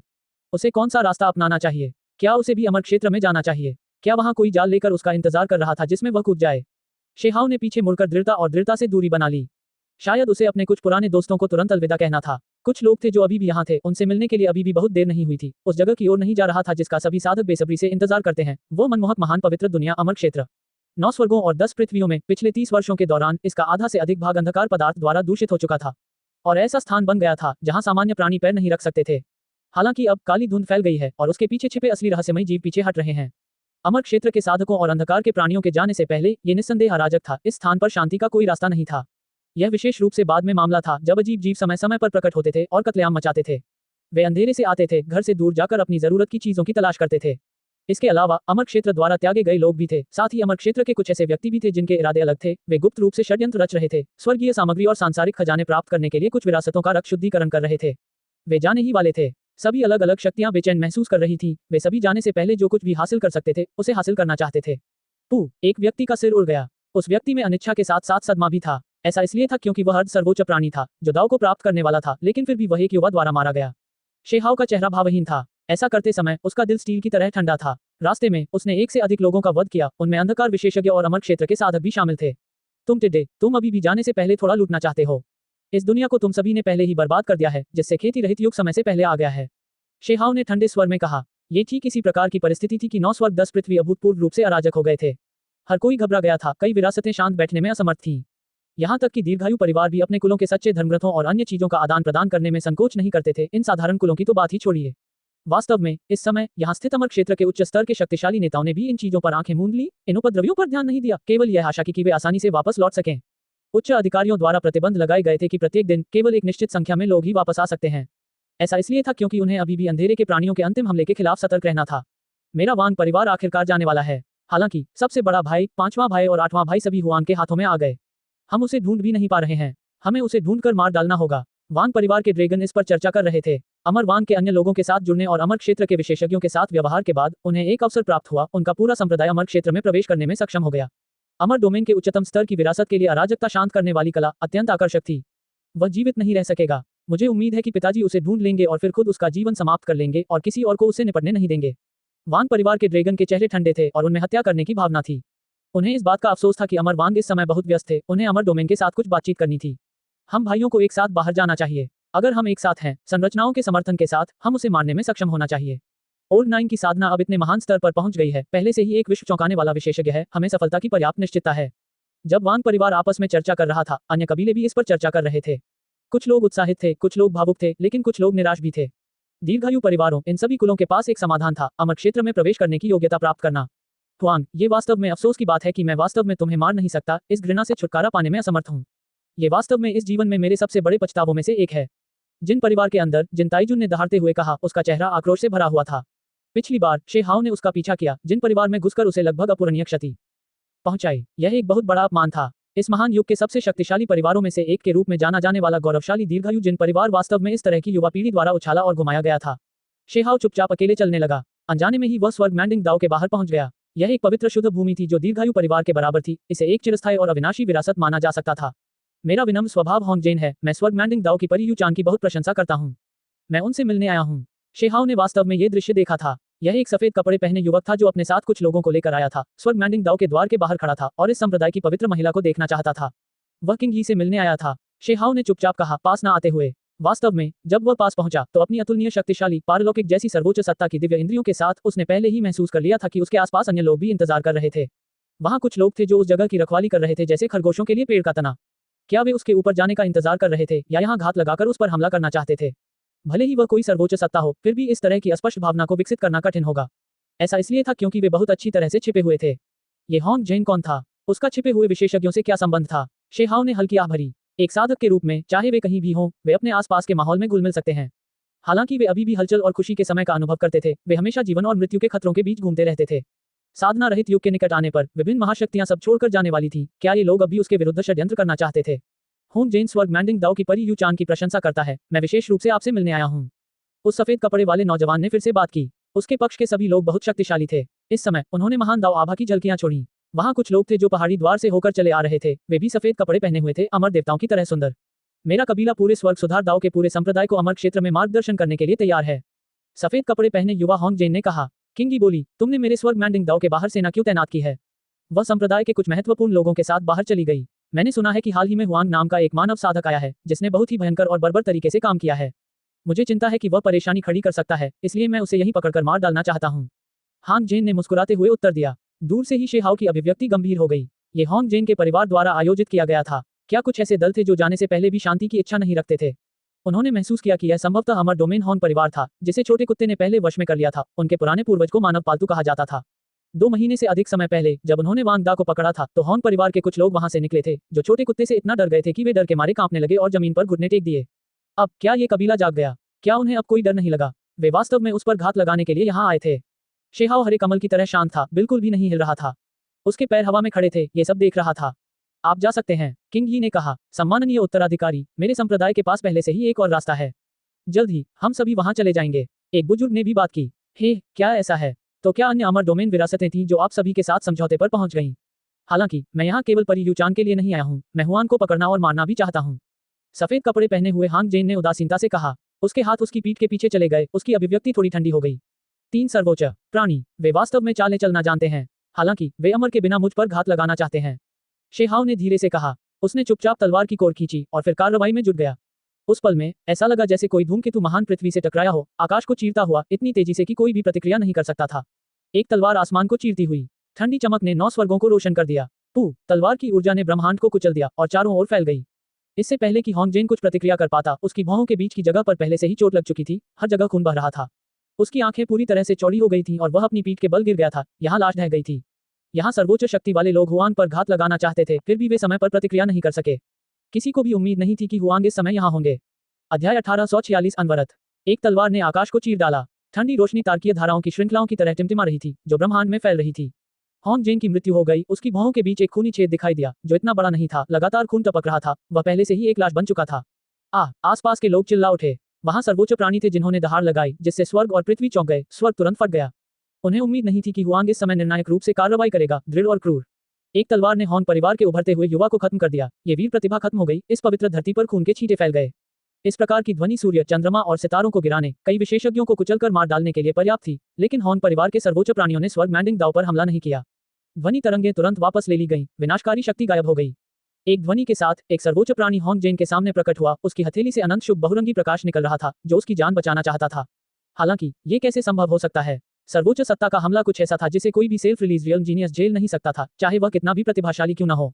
होंग जेन का शरीर ठीक लग रहा था, लेकिन हल्के से स्पर्श से ही वह प्रकाश की वर्षा में बदल गया। तलवार की एक शक्ति ने 3 लोगों को अलग कर दिया। भले ही पुनर्जन्म हो, भले ही मृत्यु के बाद भी जीवन हो, यह व्यक्ति पूरी तरह से मृत होगा, पुनर्जन्म कुछ भी नहीं होगा। वह तलवार ऊर्जा ज्वार की तरह थी, जो लंबे समय तक सभी जीवन शक्ति को नष्ट कर रही थी। प्रकाश की वर्षा के बीच जाने के बाद सब कुछ राख में बदल गया। डोंग, आसमान में एक दूसरे का सामना करने वाले लोग थे। अन्य 2 सर्वोच्च प्राणियों ने शी हाओ को पकड़ने की इच्छा से हमला किया। यहाँ 3 महान विशेषज्ञों के साथ हुआंग ने वास्तव में इतना अनियंत्रित कार्य करने की हिम्मत की। उसने जिसकी हत्या की वह होंग जेन था, लेकिन जो कट गया वह उनकी गरिमा थी। तीसरे सर्वोच्च प्राणी ने भी हमला किया, होंग जेन को छोड़ दिया और हत्या करते हुए स्वर्ग की ओर भागा।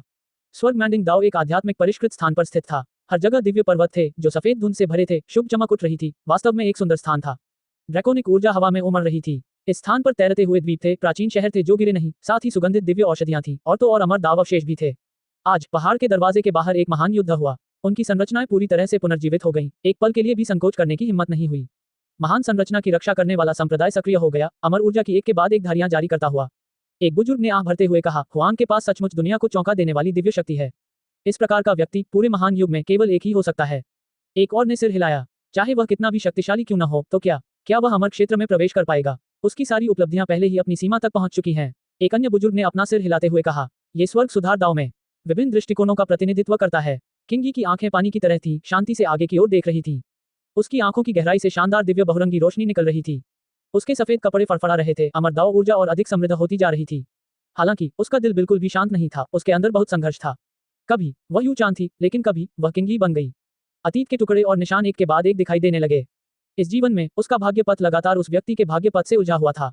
उसे क्या रास्ता अपनाना चाहिए, क्या त्यागना चाहिए, किस तरह का चुनाव करना चाहिए? किंगी की आंखें धुंधली हो गईं, उनमें पानी के कण थे।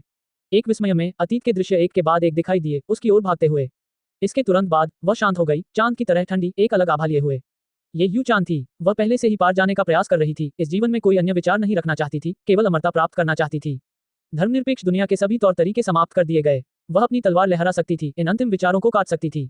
किंगी, क्या तुम अभी भी वहां हो? ऊपर स्वर्ग में शेहाओ 3 महान सर्वोच्च प्राणियों के खिलाफ लड़ते हुए भागा। उसने नीचे देखा, इस तरह से पूछा, तुम्हें चले जाना चाहिए, अब अतीत के बारे में मत सोचो। किंगी ने पहले ही अतीत के बारे में सोचना बंद कर दिया है। वह स्वर्ग के मार्ग पर चढ़ना चाहती है, अमर क्षेत्र में प्रवेश करना चाहती है। स्वर्ग से एक बुजुर्ग मैंडिंग दाओ ने कहा, छोटे दोस्त, तुम्हें जल्दी से यहाँ से चले जाना चाहिए, नहीं तो तुम कुछ ऐसे लोगों को सचेत कर दोगे जो तुम्हारे खिलाफ द्वेष रखते हैं। उनमें से एक व्यक्ति बहुत ही मिलनसार था और इस तरह की सलाह दे रहा था। शी हाओ ने किंगी की ओर देखते हुए पूछा, क्या तुम ये क्षेत्र छोड़ने जा रही हो?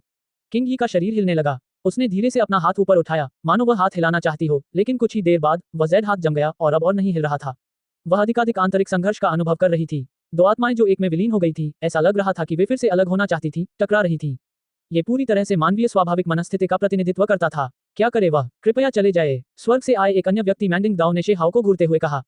पूरे संप्रदाय को अमृतत्व के दायरे में लाने के लिए उन्होंने एक प्राचीन और शक्तिशाली विरासत के साथ घनिष्ठ संबंध विकसित किए।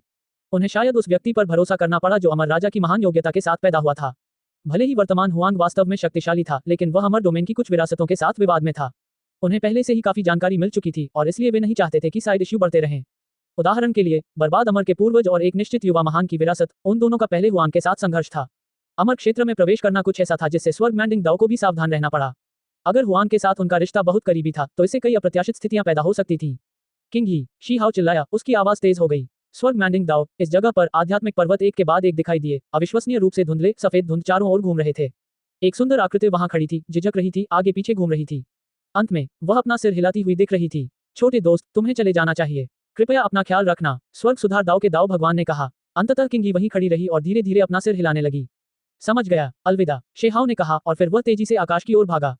तुम्हें क्या लगता है तुम कहां जा रहे हो? तीनों महान विशेषज्ञों ने एक साथ उसका पीछा किया। वे हुआंग को मारना चाहते थे, उसे पकड़ना चाहते थे। ठीक इसी समय शेहाओ का शरीर 3 भागों में विभाजित हो गया। जब 3 महान दाओ फूल खिले तो ऐसा लगा जैसे उसके पास कुछ और शरीर हैं। वे अलग अलग दिशाओं की ओर भागे। वह ऐसे ही चला गया। किंगी का दिल बुरी तरह से पीछे की ओर खींच गया। उसे बहुत दर्द और भी ज्यादा निराशा और हताशा महसूस हुई। उसने अपनी जेड जैसी बांह उठाई और उसे आसमान की ओर बढ़ाया। हेवन मैंडिंग दाओ में सभी ने हैरानी के भाव प्रकट किए। उन्होंने कभी उम्मीद नहीं की थी कि 9 स्वर्गों और 10 पृथ्वियों को चौंका देने वाला ये युवा प्रतिभाशाली व्यक्ति इतना निर्णायक होगा और यूं ही दूर चला जाएगा। ऐसे भी लोग थे जो निराशा और हताशा महसूस करते थे। हुआंग की असाधारण प्रतिभा को कोई भी देख सकता था। इस तरह का व्यक्ति अगर वह अमरत्व प्राप्त कर सकता है तो उसके पास किस तरह की दबंग उपस्थिति होगी। दुर्भाग्यवश वह नहीं जा रहा था और इस दुनिया में अमरता प्राप्त करने का कोई रास्ता नहीं था। यह अभी भी असंभव है, ये भविष्य में भी असंभव होगा। इस क्षेत्र को खेती के बिना एक युग में प्रवेश करना तय था। कौन चमत्कार कर सकता है, कौन बंधनों को तोड़ सकता है। अब साधना का कोई रास्ता भी नहीं था, अमर उत्थान की बात ही क्या थी। दूर दूर तक तलवार की चमक से भरी एक आकाशीय रेखा थी, कटे हुए तारों का विस्तार था। इसके अलावा एक हाथ था जो कंधे सहित ऊपर से गिरा था। अमर क्षेत्र के सर्वोच्च प्राणी जब अलग अलग हुआंग का पीछा कर रहे थे तो उनमें से एक 2 टुकड़ों में कट गया। उसका पूरा शरीर गिर रहा था, खून की बारिश हो रही थी। सर्वोच्च प्राणियों का रक्त पहाड़ों और नदियों को नष्ट कर सकता था। सब कुछ तेज शोर के साथ गड़गड़ा रहा था, दृश्य भयावह था। स्वर्ग में स्थित मैंडिंग दाओ के सभी लोग ये देखकर भयभीत हो गए। ये वास्तव में हुआंग था। जाने से पहले उसने फिर भी एक आश्चर्यजनक ब्लेड वार किया जिसने सर्वोच्च प्राणियों में से एक का हाथ काट दिया। हालांकि दृश्य अभी भी पूरा नहीं हुआ था। अचानक ऊपर से एक दिव्य इंद्रधनुषी रोशनी उतरी, बहुत तेज, मानो वह दूर के अतीत का कोई सम्राट सितारा हो जो सभी चीजों पर टूटकर गिर रहा हो। होंगलोंग, ये हुआंग था। वह वास्तव में पीछे नहीं हटा बल्कि आगे बढ़ा, घायल व्यक्ति का पीछा करते हुए उसे मारने की इच्छा से पीछे हट गया। होंग परिवार का सर्वोच्च व्यक्ति बहुत घबरा गया। हुआंग बहुत ही साहसी था, वास्तव में इस तरह से कार्य करने की हिम्मत कर रहा था। युवा पीढ़ी, तुम कहां जा रहे हो? अन्य 2 ने नकली लक्ष्यों का पीछा किया, लेकिन अब वे पागलों की तरह हत्या करते हुए वापस आ गए। पेंग, सर्वोच्च प्राणी जिसने अपना एक हाथ खो दिया था, उस अमर राजा जैसी आकृति ने आकाश से उतरते हुए उस पर प्रहार किया। उसने बड़ी बड़ी घूंटों में खून बाहर निकाला और बाहर की ओर उड़ गया, साथ ही उसे एक और घाव भी हुआ। इस तलवार से कटने के बाद पुप ध्वनि के साथ उसका पूरा शरीर तलवार की ऊर्जा से तबाह हो गया। ये व्यक्ति चिल्लाया, इंच इंच टूटता हुआ। तलवार की चमक के नीचे बड़ी मात्रा में खूनी धुंध उमड़ पड़ी, दृश्य भयावह था। हालांकि बाकी 2 ने आखिरकार उसे मार गिराया, जल्दी से उसकी रक्षा की, कार्रवाई की, तलवार की ऊर्जा को बेअसर करने में उसकी मदद की। हालांकि वह अभी भी गंभीर रूप से घायल था, उसकी लड़ने की शक्ति कम हो गई थी। 3 महान विशेषज्ञ एक साथ खड़े थे, अब अलग होने की हिम्मत नहीं कर रहे थे, फिर से पीछा नहीं कर रहे थे, बल्कि चौकन्ने थे। इसके अलावा उन्होंने एक पीले रंग का ताबीज जलाना शुरू कर दिया, जिससे एक संदेश प्रसारित हो रहा था। हुआंग ने कहा, अगर तुमने मेरा पीछा करने की हिम्मत की तो मैं बिना किसी अपवाद के तुम सभी को मार डालूंगा। इस प्रकार वह अत्यंत सहज और उन्मुक्त होकर उनके सामने से तारों भरे आकाश में चला गया। ये बहुत शर्मनाक था। 3 महान विशेषज्ञों ने मिलकर उस पर हमला किया, फिर भी उनमें से एक गंभीर रूप से घायल हो गया। उनके चेहरे पीले पड़ गए थे। ये वाकई बहुत शर्मनाक था। हुआंग इतना ताकतवर कैसे हो सकता है? स्वर्ग मैंडिंग दाओ में हर कोई अवाक था, सभी हिल गए थे। किंग ही, तुम्हारे जाने से पहले मैं तुम्हें तुम्हारी असली पहचान बताकर विदा कर दूंगा। ये शांत आवाज स्वर्ग की गहराई से आ रही थी, जिसे केवल किंग ही सुन पा रहा था। अध्याय 1847 कोलाहल। शेहाओ के चले जाने के बाद दूर से एक अमर प्रकाश की किरण उड़ी, जो सीधे स्वर्ग मैंडिंग दाओ के दिव्य द्वार के सामने उतरी। ये वैभव से जगमगा रहा था, पवित्र और दोषरहित। यह एक अमर दाव हथियार था, एक स्वर्ग मापने वाला शासक। यह जैद की तरह शुद्ध सफेद था, लेकिन ये कोई साधारण अमर कलाकृति नहीं थी। इसे किसी ने सक्रिय किया था, अब पुनर्जीवित हो रहा है, अतुलनीय रूप से शक्तिशाली है। ये किसी भी समय हमला करने के लिए तैयार था, अनेक प्रकार की भयानक अमर ऊर्जा से भरा हुआ, विश्व को मिटा देने वाली आभा से भरा हुआ। हालांकि हुआंग पहले ही जा चुका था, अब उसका कोई निशान नहीं मिला। हुआंग, क्या तुम लड़ने के लिए आने की हिम्मत कर सकते हो? गंभीर रूप से घायल वह बुजुर्ग क्रोध से उबल पड़ा और वास्तव में चाह रहा था कि वह हुआंग को तुरंत काट सके। तारों भरा आकाश शांत था, कोई प्रतिक्रिया नहीं थी। तीनों व्यक्तियों ने बलिदान चढ़ाया और फिर उन्होंने अमर कलाकृति को नियंत्रित किया तथा उसे खोजने की इच्छा से ब्रह्मांड में दौड़ पड़े। वास्तव में शी हाओ ने यह सुना था, लेकिन उसने इस पर कोई ध्यान नहीं दिया। मूल रूप से वह उन पर घात लगाकर हमला करना चाहता था, लेकिन उसने महसूस किया कि यह अमर कलाकृति काफी खास थी। स्वर्ग मापने वाला शासक प्रतिभाशाली था, एक निश्चित अस्तित्व की भयानक दिव्य इच्छा द्वारा समर्थित था, इसलिए वह खुद को नहीं दिखा सका। खबर फैल गई, दुनिया में अफरा-तफरी मच गई। किसी ने जानबूझकर इस युद्ध की खबर फैलाने की कोशिश नहीं की, लेकिन फिर भी यह खबर लीक हो गई, आसमान में फैल गई। पूरी दुनिया को जल्द ही इसके बारे में पता चल गया। जिन लोगों को पता चला वे सब आहें भरने से खुद को नहीं रोक पाए। हुआंग वाकई बहुत ताकतवर था। यह अमर डोमेन विरासत से कोई था। 3 महान विशेषज्ञों ने उस पर घात लगाकर हमला किया, फिर भी अंत में वह फिर भी शांति से चला गया, लगभग सर्वोच्च प्राणियों में से एक को मार डाला। हाल ही में हुआंग के बारे में ही खबरें, उससे जुड़ी अफवाहें हर जगह फैल रही थी। वह 30 साल में एक बार भी प्रकट नहीं हुआ, फिर भी उसने सर्वोच्च स्तर प्राप्त कर लिया। अब वह वास्तव में इस हद तक शक्तिशाली था। यह उसकी शैली है, वह कभी नहीं झुका, कभी अपना सिर नीचा करने को तैयार नहीं हुआ। यहाँ तक कि अमर क्षेत्र के लोगों का सामना करते समय भी वह अपनी गरिमा को कम करने को तैयार नहीं है। हालांकि ये वास्तव में इस हुआंग के लिए दुर्भाग्यपूर्ण है। एक बुजुर्ग ने हल्की आह भरते हुए कहा, आप इसे दुर्भाग्यपूर्ण क्यों कह रहे हैं? उसका शिष्य उलझन में था। उसके कार्यों ने पहले ही साबित कर दिया है कि उसने अपना चुनाव कर लिया है। वह अमरत्व के क्षेत्र में प्रवेश नहीं करने जा रहा है। इस बीच अमर उत्थान यहाँ संभव नहीं है, इसलिए चाहे वह कितना भी तेजस्वी क्यों न हो, वह अभी भी समय के साथ मुकाबला नहीं कर सकता, अंततः उसका निधन होना तय है। बुजुर्ग ने आह भरते हुए कहा, हुआंग इतना निर्णायक था, उसने पहले ही तय कर लिया था कि उसे क्या छोड़ना है। वह अपना सिर नीचे नहीं झुकाएगा, अपने घुटने नहीं मोड़ेगा। हालांकि अगर वह इस तरह पीछे रह गया तो उसे अमरता कैसे प्राप्त होगी? अभी महान वातावरण किसी को उस बाधा को पार करने की अनुमति भी नहीं देता था, इसलिए जब साधना रहित युग आ गया तो फिर क्या? स्थिति पहले से ही पत्थर की तरह तय थी। कई ऐसे मामले थे जिनके परिणाम जानने के लिए इंतजार करने की जरूरत नहीं थी, लोग पहले से ही परिणाम का अनुमान लगा सकते थे। हुआंग इतना निर्णायक था, उसका भाग्य पहले से ही तय था। ये बात हर कोई जानता था। ये बहुत दुख की बात है। 500 साल से कम उम्र का एक सर्वोच्च प्राणी, वह इस महान युग में इतिहास का नंबर 1 है। मैंने सुना है कि अमर प्राचीन महान युग में भी इस तरह का कोई संकी नहीं था। हुआंग के लिए वास्तव में कुछ नहीं किया जा सकता। बर्बाद अमर वंश का पूर्वज एक प्राचीन लेकिन अभी भी जीवित अमर राजा है। जादुई शक्ति का वह स्तर बस स्वर्ग से भरा हुआ है। उसे अंदर कैसे जाना चाहिए? अगर वह अमर क्षेत्र में खुद को दिखाने की हिम्मत करता है तो वह निस्संदेह मर जाएगा। यदि यह सचमुच अमर था तब तो एक बात थी, लेकिन ये तो अमर राजा था। इसके अलावा क्या सच्चे अमर लोगों की कोई कमी होगी? इस तरह की विरासत किसी भी विशेषज्ञ को भेजा जाना मौत की त्रासदी होगी। उसके पास स्वर्ग को नष्ट करने की प्रतिभा है। उसने डेसोलेट बॉर्डर में खूनी संघर्ष किया, लेकिन ये सब कुछ भी नहीं होने वाला है। बहुत से लोगों को शिहाओ पर अफसोस हुआ, दया आई। इस तरह का व्यक्ति अनुकूल परिस्थितियों के साथ ड्रैगन बन सकता था, लेकिन उसके पास इस तरह के अवसर की कमी थी। अब वह यहाँ फंसने वाला था। बिना किसी उम्मीद के अमरता का कोई मौका नहीं बचा था। चाहे वह कितना भी तेजस्वी क्यों न हो, वह इस लोक में बुढ़ापे में ही मर जाएगा। उसकी आयु बहुत लंबी नहीं होगी। साधना रहित युग आ रहा था, इसलिए उसके पास साधना के लिए अधिक से अधिक 10,000 वर्ष ही होंगे। उनकी प्रतिभा असाधारण है, मूल रूप से इस महान युग में नंबर 1। इतिहास के सबसे युवा सर्वोच्च व्यक्ति, ये थोड़ा अफसोसजनक है। अतीत से लेकर अब तक वह सबसे शक्तिशाली युवा विशेषज्ञ हैं। ये लोग प्रशंसा करने में बिल्कुल भी कंजूस नहीं थे, बल्कि पूरी तरह से प्रशंसा से भरे हुए थे। खेती के मामले में वह वास्तव में इस तरह की प्रशंसा के हकदार थे। बस ये थोड़ा अफसोसजनक था। उसके साथ जो कुछ भी था वह केवल एक पतनशील क्षयग्रस्त दुनिया थी। कोई उम्मीद नहीं थी, ये धीरे धीरे क्षय हो जाएगी। अंत में इस साधना विहीन युग में उसे चुपचाप अकेले वर्षों को गुजरते देखना था। उसके साथी बूढ़े होते जाते और एक के बाद एक गुजर जाते। हालांकि ऐसा होने के बावजूद भले ही शिहाओ अमर क्षेत्र में प्रवेश न करे, लेकिन निष्कर्ष तय हो चुका था। अभी भी कुछ लोग थे जो उसे जाने नहीं देना चाहते थे, अपनी नफरत को छोड़ पाने में असमर्थ थे। ये स्वाभाविक रूप से वांग परिवार, जिन परिवार और अन्य लोगों द्वारा एजेंडे को आगे बढ़ाने का परिणाम था। अमर महल और कबीले भी थे जो पापी के वंश के खिलाफ शत्रुता रखते थे। आप सभी हुआंग की प्रशंसा करते हैं, लेकिन मैं इससे सहमत नहीं हूँ। भले ही उसके पास बेजोड़ प्रतिभा हो, लेकिन उसकी हत्या करने की मंशा बहुत मजबूत थी। उसने मेरी पीढ़ी के साधकों का वध किया और उसे सजा मिलनी चाहिए। एक बुजुर्ग व्यक्ति ने, जिनकी साधना कमजोर नहीं थी, इस पर प्रश्न उठाते हुए कहा। हुआंग ने जिन लोगों को मारा है वे सभी ऐसे लोग हैं जिन्हें मारा जाना चाहिए, वह क्यों नहीं मार सकता? उसने उजाड़ सीमा में खूनी लड़ाई लड़ी, सम्राट कुलों को मारा जिसका सामना मेरे राज्य में कोई नहीं कर सकता था। उसकी उपलब्धियां शानदार हैं। क्या उसने उस समय इतनी शानदार हत्याएं नहीं की थी? किसी ने पलटकर जवाब दिया। क्या मजाक है? दुश्मन का सामना करना तो अपेक्षित ही है। ये हमारे राज्य में हर किसी का कर्तव्य है, एक अनिवार्य कर्तव्य। इसके अलावा ये पहले से ही अतीत की बात है। मैं जो बात कर रहा हूँ वह अभी की है। उसने वास्तव में जिन ताइजुन पर हमला किया, इस प्रकार के गुणी वरिष्ठ, ये वास्तव में अपमानजनक है। एक बुजुर्ग ने कठोर चेहरे के साथ कहा। स्वाभाविक रूप से वहां ऐसे लोगों का एक समूह था जो उनकी बातों से सहमत थे। पुण्यवान जिन ताइजुन, ये सबसे बड़ा मजाक है। आखिर जिन ताइजुन ने क्या किया है? उसे अपनी हैसियत की कोई परवाह नहीं है। वह लगातार दबंगई से पेश आती है, कई बार हुआंग के लिए परेशानी खड़ी करने की कोशिश करती है। वीरान सीमा में उसने और भी सीधे तौर पर आत्मसमर्पण कर दिया, हुआंग को बेच दिया जिसने दूसरी तरफ बहुत पुण्य कमाया, बिल्कुल बेशर्मी। अब और भी अफवाहें फैल रही हैं जिसमें कहा गया है कि जिन परिवार ने अंधेरे के जीवों के साथ मिलीभगत की है। मुझे लगता है कि हुआंग ने उससे अच्छी तरह से लड़ाई की, बस अफसोस यह है कि वह उस बूढ़े दुष्ट को मार नहीं पाया। जब ये शब्द बोले गए तो बहुत हंगामा हुआ। बहुत से लोगों ने जिन ताइजुन के खिलाफ आवाज उठाई। अपना मुंह बंद करो। जिन ताइजुन ऐसा व्यक्ति कैसे हो सकता है जिसे तुम सब अपमानित कर सकते हो? तुम्हारे पास क्या सबूत है? तुम सबको पुण्यवान वरिष्ठ जिन ताइजुन की निंदा करने का क्या अधिकार है? इस हद तक बेशर्म होने के लिए, ठीक है, मैं आप सभी से पूछता हूँ, आपके पास क्या सबूत है? क्या आपने व्यक्तिगत रूप से हुआंग को जिन ताइजुन का पीछा करते हुए देखा था? ये स्पष्ट था कि कुछ लोग जानबूझकर पानी में गड़बड़ी पैदा कर रहे थे और वे हुआंग को पानी में घसीटना चाहते थे। कुछ परिवार ऐसे भी थे जो अपने लोगों की बेगुनाही पर जोर देना चाहते थे, तथा उन्होंने इस अवसर का उपयोग हुआंग पर हमला करने के लिए किया। वे जाने वाले थे, इसलिए शायद उनके पास अभी भी एक आखिरी मौका था।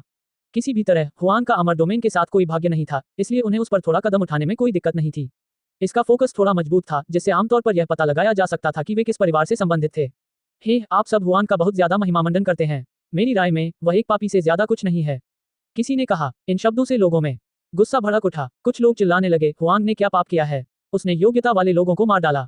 जब अंधेरे के जीव आक्रमण कर रहे थे तो उसने सबसे पहले वांग दा को पकड़ा, फिर वांग वू और अन्य पर घात लगाकर हमला किया। वे वांग परिवार के 9 ड्रैगन हैं, ऐसे व्यक्ति जिन्होंने पहले डेसोलेट बॉर्डर में महान योगदान दिया, हमारी दुनिया के लिए अपने जीवन के साथ लड़ाई लड़ी, फिर भी हुआंग ने बड़ी क्रूरता से काम किया, बड़ी स्थिति के बारे में बिल्कुल नहीं सोचा। वह केवल अपने स्वार्थी लाभों के बारे में सोचता है, उत्कृष्ट सेवा करने वालों को नुकसान पहुंचाता है। जब कुछ लोगों ने ये सुना तो वे भौहें सिकुड़े बिना नहीं रह सके। ऐसा इसलिए था क्योंकि हालात बद से बदतर होते जा रहे थे। इन शब्दों का स्पष्ट रूप से इरादा पानी को और उलझाना था। इन शब्दों ने बहुत से लोगों को भड़का दिया। घृणास्पद। वांग परिवार के 9 ड्रैगन ने कब उजाड़ सीमा में महान योगदान स्थापित किया है? अतीत से लेकर अब तक आप सभी ने कब कुछ सुना है? वे उजाड़ सीमा में दिखाई दिए, इसका कारण यह नहीं था कि उन्हें वहां निर्वासित किया गया था। मूल रूप से वांग परिवार ने सेना भेजने की योजना भी नहीं बनाई थी, जिससे कई लोगों के दिल ठंडे पड़ गए। उसने जो कहा वह सच था। अतीत में जब मिंग तियानजिंग ने उजाड़ सीमा पर खूनी लड़ाई लड़ी थी तो वांग परिवार के ड्रैगन ने वास्तव में महान बुजुर्ग के पीछे के बगीचे स्वर्गीय देवता संस्थान पर छापा मारने का मौका लिया था, क्योंकि वे हुआंग को मारना चाहते थे। ऐसी बड़ी परिस्थिति में भी उन्होंने ऐसा करने की हिम्मत की। आखिर वे कितने बेशर्म थे। अंत में क्रोध से भरकर महान बुजुर्ग स्वर्गीय देवता संस्थान में वापस लौटे और व्यक्तिगत रूप से उन्हें मारने के लिए कार्रवाई की। अंत में उन्होंने अमर वांग को बाहर निकाल दिया, उनके बड़े अपराधों को माफ कर दिया गया, लेकिन उन्हें उजाड़ सीमा पर निर्वासित कर दिया गया। हालांकि इतने वर्षों के बाद, महान युद्ध समाप्त होने के बाद भी उनसे कोई महान योगदान सुनने को नहीं मिला, केवल इतना सुनने को मिला कि उन्होंने बार बार शी हाओ को नुकसान पहुंचाया। जब कुछ लोगों ने इन बातों का प्रतिवाद किया, तब भी कुछ लोग थे जो आगे आए। अगर ऐसा है भी, तो भी हुआंग अभी भी गलत है। अतीत की बातें हैं, वह अभी भी वांग दा, वांग वो और अन्य लोगों को क्यों पकड़ रहा है? वह बड़ी स्थिति पर कोई ध्यान नहीं दे रहा है। एक स्वघोषित व्हाइट लॉर्ड्स वजिन मैरी इस तरह बोलती हुई सामने खड़ी थी। बड़ी परिस्थिति की परवाह करते हुए मेरे गधे, क्या तुम्हें कोई चेहरा भी चाहिए? तुम इस तरह के शब्द भी बोल सकते हो। उसे वांग दा को क्यों पकड़ना पड़ा? ऐसा इसलिए था क्योंकि वह वही था जिसने सबसे पहले चीजों को भड़काया था, ठीक है। वह काओ यूशेन को पकड़ना चाहता था, लेकिन अंत में हुआंग ने उसे पकड़ लिया। वह इसके लायक था, दोषी और पूरी तरह से उचित सजा। इसके अलावा इतने सालों के बाद उसने कितने अंधेरे जीवों को मार डाला है। वह बस एक पद पर है, बिना किसी काम के विशेषाधिकारों का आनंद ले रहा है। पहले से ही कई लोग थे जो संदेह करने लगे थे कि क्या वे अंधेरे जीवों के साथ मिलीभगत कर रहे थे। अंतिम परिणाम ये हुआ कि टूटे हुए जुमी पर्वत में वांग वू, वांग परिवार के पुराने 8 और अन्य रंगे हाथों पकड़े गए। जब श्वेत कमल वाली वजिन मैरी ने यह सुना तो वह अपमान के कारण क्रोधित हो उठी। बकवास की एक पूरी ढेर, कोई सबूत नहीं है। इसके अलावा मैं आपसे पूछना चाहता हूँ, हुआंग को वांगशी को क्यों दबाना पड़ा? वह स्पष्ट रूप से बड़ी स्थिति की बिल्कुल भी परवाह नहीं करता है, वह सिर्फ मेरे राज्य की वीर प्रतिभा को मारना चाहता है। तुम अभी भी कह रहे हो कि कोई सबूत नहीं है। टूटे हुए जुमी पर्वत पर एक अंधकार में सर्वोच्च प्राणी प्रकट हुआ, क्या ये कोई ऐसा व्यक्ति नहीं था जिसके साथ वांग परिवार ने मिलीभगत की थी? यही सबूत है। साथ ही वांगशे, वह तब प्रकट नहीं हुआ जब उजाड़ सीमा पर संकट आया, केवल तब दुनिया को देखने आया जब सब कुछ शांत था। ये किस तरह की वीर प्रतिभा है? साथ ही वह टूटे हुए जुमी पर्वत पर चंद्र जैड खरगोश को पकड़ना चाहता था और तभी उसने हुआंग को भड़काया, जिससे वह कार्रवाई करने के लिए क्रोधित हो गया। क्या ये हो सकता है कि बड़ी स्थिति के लिए उसे बस ये देखना चाहिए कि यह तथाकथित वीर प्रतिभा उसके दोस्तों को कैसे पकड़ती है? क्या वांगशे बड़ी तस्वीर के लिए काम कर रहा है? ये किस तरह का तर्क है? बिल्कुल, बस एक दीर्घायु बच्चा जिसने योगदान का एक भी अंश स्थापित नहीं किया है, दुनिया में आने के बाद कभी भी अंधेरे के किसी भी प्राणी को नहीं मारा। फिर भी वह हुआंग के दोस्तों को पकड़ना चाहता है। हुआंग को बड़ी स्थिति देखने के लिए कह रहा है कि अन्य लोग हस्तक्षेप नहीं कर सकते। क्या ये ब्रह्मांड का सबसे बड़ा मजाक नहीं है? कितनी शुद्ध सफेद कमल वजिन मैरी! हर कोई उत्तेजित हो गया। श्वेत कमल वाली वजिन मैरी को भी तर्क करने में कठिनाई होने लगी। हालांकि उन्होंने फिर भी व्यंग्यात्मक लहजे में कहा, हम चाहे जो भी हो, अंत में हुआंग अभी भी एक कृतघ्न दुष्ट है। जब उजाड़ सीमा की महान लड़ाई समाप्त हो गई, मेंग तियांजिन युद्ध में मर गया। वरिष्ठ अमर वांग पहले उसे अपने साथ ले जाना चाहते थे, उसे वांग परिवार में शामिल करना चाहते थे, लेकिन उसने न केवल मना कर दिया, बल्कि वह अभी भी अपने बच्चों का इस तरह से विरोध करता है। वह किसी भी कृतज्ञता को नहीं जानता। उसके पास एक भेड़िए का दिल और एक कुत्ते के फेफड़े हैं। श्वेत कमल वजिन मैरी, क्या आप सभी के चेहरे पर अभी भी त्वचा बची है?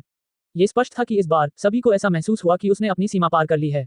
अब जबकि हुआंग वापस आ गया है, क्या उसे अब भी किसी के आश्रय की जरूरत है? वह कहाँ नहीं जा सकता था। वरिष्ठ अमर वांग भी अराजकता शांत करने वाली कला को आगे बढ़ाना चाहते थे। ये प्रतिभाओं का खजाना है, फिर भी यह बेशर्म व्यक्ति कृतज्ञता को नहीं समझता है। अंत में वांग परिवार का भी विरोध करता है। व्हाइट लॉर्ड्स वजिन मैरी ने कहा। बहुत से लोग इसे देखना जारी नहीं रख सके। वांग परिवार हुआंग का विरोध कर रहा था। अतीत में उन्हें कितनी दुश्मनी सहनी पड़ी थी, ये पूरी दुनिया जानती थी, यहाँ तक कि एक बच्चा भी इसे देख सकता था। हालांकि वह इस तरह से बहस कर रही थी, ये थोड़ा शर्मनाक था। अतीत में अमर अकादमी और पवित्र अकादमी, इन दोनों ने कहा था कि इस बार वांग परिवार बहुत जल्दबाजी में था। क्या ये सिर्फ हुआंग को वांग परिवार में फंसाने, उसके अविनाशी शास्त्र और अन्य चीजों के खिलाफ योजना बनाने के लिए नहीं था? जिस तरह से उन्होंने चीजें की, वह बहुत स्पष्ट था। उस समय अगर सीनियर अमर वांग हुआंग को मारना चाहते थे तो ये सिर्फ उसका सिर घुमाने जितना आसान था, फिर भी उन्होंने ऐसा नहीं किया। उन्होंने हुआंग को अपने साथ रखने की पेशकश भी की, जिसके खिलाफ वांग परिवार की दुश्मनी थी। वह वास्तव में दयालु और उदार है। व्हाइट लॉर्ड्स वजिन मैरी ने कहा। क्या उस अमर वांग की हिम्मत थी? जब उजाड़ सीमा युद्ध समाप्त हुआ तो हुआंग ने असाधारण योग्यता स्थापित की। दुनिया को अपमानित करने और उसे मारने की हिम्मत किसने की? अमर अकादमी, पवित्र अकादमी, उनके दो सर्वोच्च प्राणी मेंग तियांजिन के बेहद करीब थे। वे निश्चित रूप से इस बात से सहमत नहीं होंगे। इसके अलावा उस समय हुआंग की साधना ने बहुत बड़ी सफलताएं हासिल की। सर्वोच्च स्तर के तहत कोई भी उसे मार नहीं सकता था। अगर वह वास्तव में मर गया तो कितने लोग ऐसा कर सकते थे? इस बीच सतह पर जो लोग उस समय हुआंग के खिलाफ द्वेष रखते थे, वे केवल जिन परिवार और वांग परिवार थे। उस समय जिन ताइजुन गंभीर रूप से घायल थी और मर रही थी, उसका शरीर और आत्मा लगभग नष्ट हो चुके थे, वह कुछ भी करने में असमर्थ थी। अगर हुआंग की हत्या वाकई हुई थी तो पहला संदिग्ध अमर वांग ही होगा। चाहे उसने जो भी सोचा हो, उस दौरान उसने कोई कार्रवाई करने की हिम्मत नहीं की। अन्यथा स्वर्ग के नीचे हर कोई उसका तिरस्कार करेगा। कम से कम अगर वांग परिवार अभी भी 9 स्वर्गों और 10 पृथ्वियों में मजबूती से खड़ा होना चाहता था, तो वह बड़ी स्थिति के खिलाफ जाने की हिम्मत नहीं करता। उस समय हुआंग को बहुत बड़ी बढ़त हासिल थी। अगर अमर वांग वाकई विक्षिप्त था और उसे परिणामों की परवाह नहीं थी, तो उसके वांग परिवार के लिए यह निश्चित रूप से आसान नहीं होगा।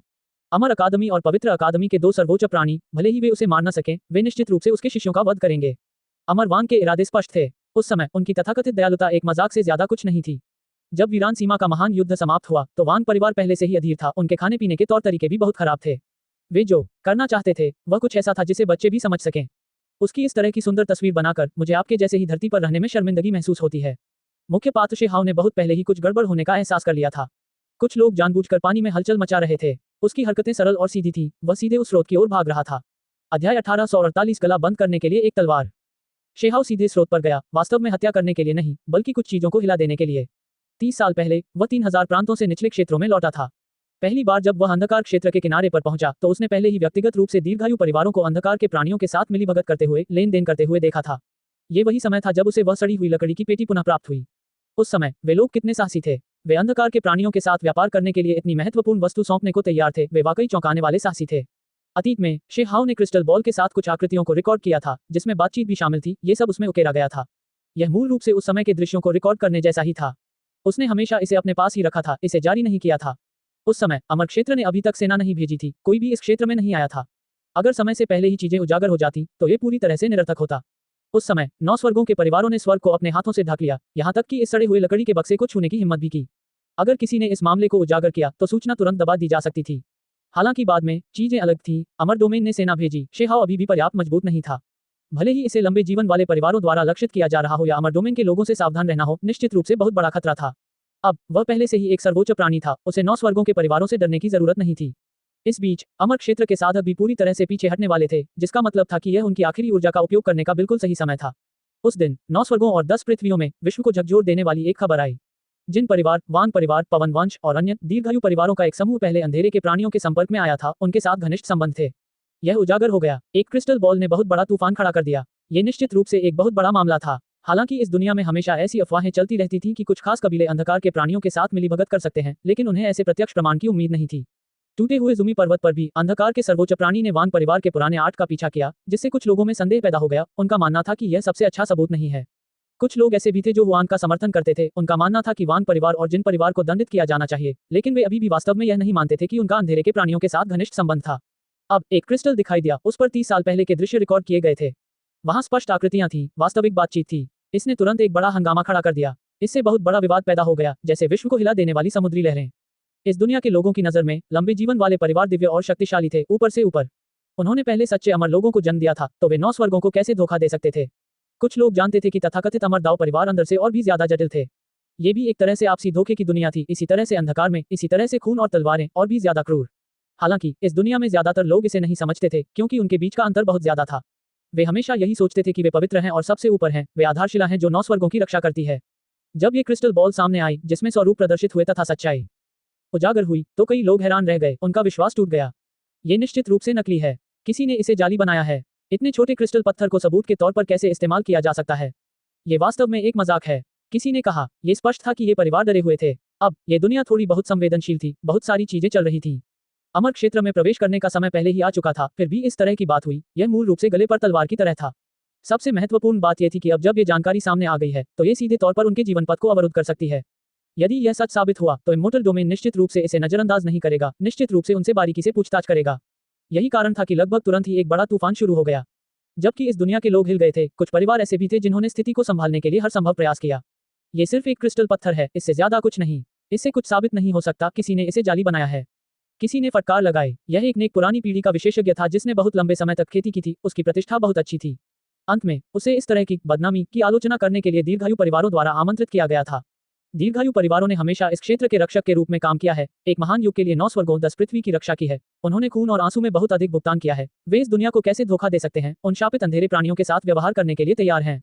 यह असंभव है। स्पष्ट रूप से कोई है जो पानी को गंदा करने की कोशिश कर रहा है, उन अमर दाव परिवारों को बदनाम कर रहा है।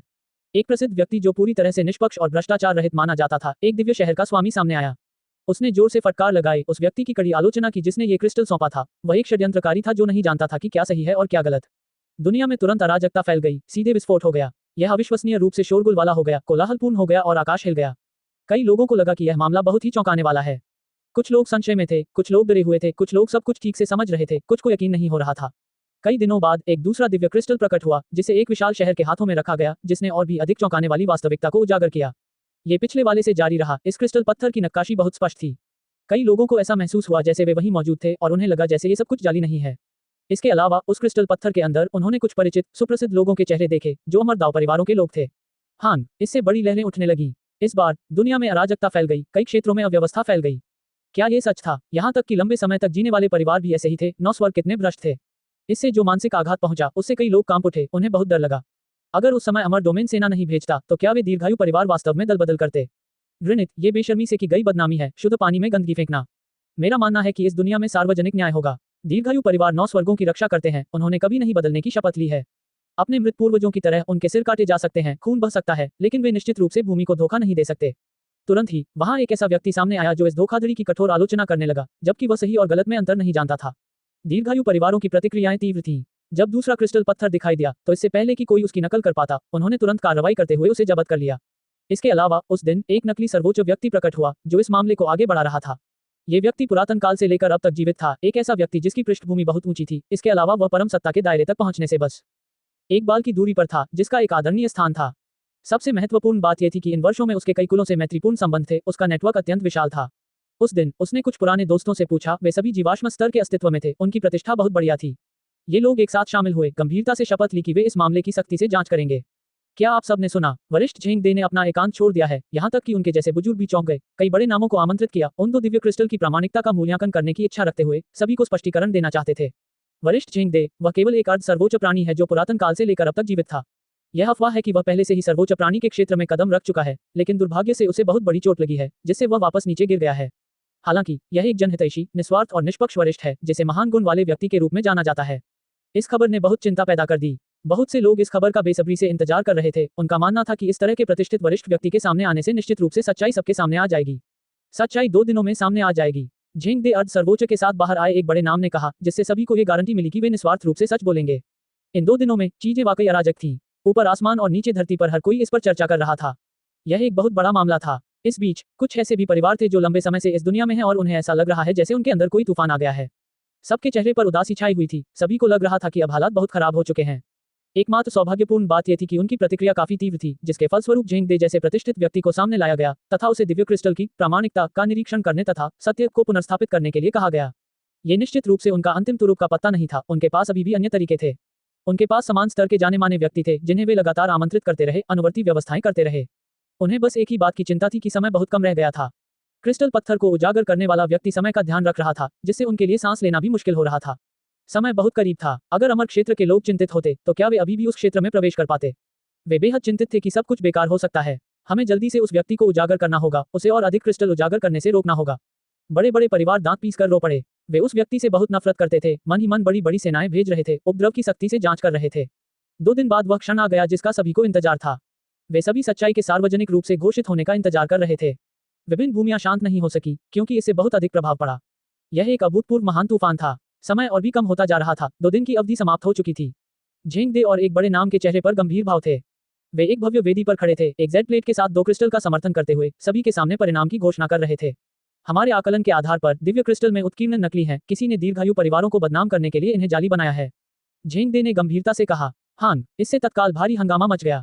मैंने क्या कहा? दीर्घायु परिवार इस तरह की बात कैसे कर सकते हैं? कौन नहीं जानता कि वे हमारे 9 स्वर्गों की ढाल हैं, जो अपने मांस और खून से हमारी दुनिया की गरिमा की रक्षा कर रहे हैं। अमर दाव परिवार शाश्वत गौरवशाली हैं, जो हमारे राज्य की शांति की रक्षा करते हैं। ... विभिन्न महान परिवारों द्वारा पहले से व्यवस्थित की गई सेनाएं तुरंत ही अपने महान गुणों, अपने अतीत के गौरव का बखान करते हुए आगे बढ़ी। इसके अलावा कुछ ऐसे प्रतिष्ठित किसान भी थे जिन्होंने आगे आकर दीर्घायु परिवारों की सहायता की। हालांकि छिपे हुए व्यक्ति को इन आवाजों से कोई फर्क नहीं पड़ता था, न ही उसे इस बात की परवाह थी कि दुनिया के लोग धोखा खा रहे हैं। कई दिनों बाद एक तीसरा क्रिस्टल दिखाई दिया। ये झूठ है, ये व्यक्ति बेहद बेशर्म है, अमरदाव परिवारों की निंदा कर रहा है, कह रहा है कि उन्होंने 9 स्वर्गों को धोखा दिया है।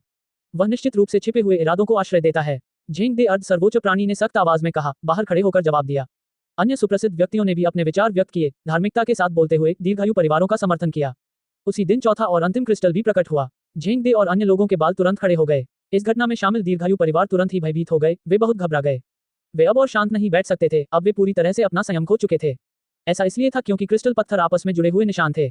अंतिम निशान में स्पष्ट रूप से एक निश्चित परिवार को सड़े हुए लकड़ी के बक्से के साथ आते हुए अंधेरे के प्राणियों को सौंपने के बारे में दर्ज किया गया था।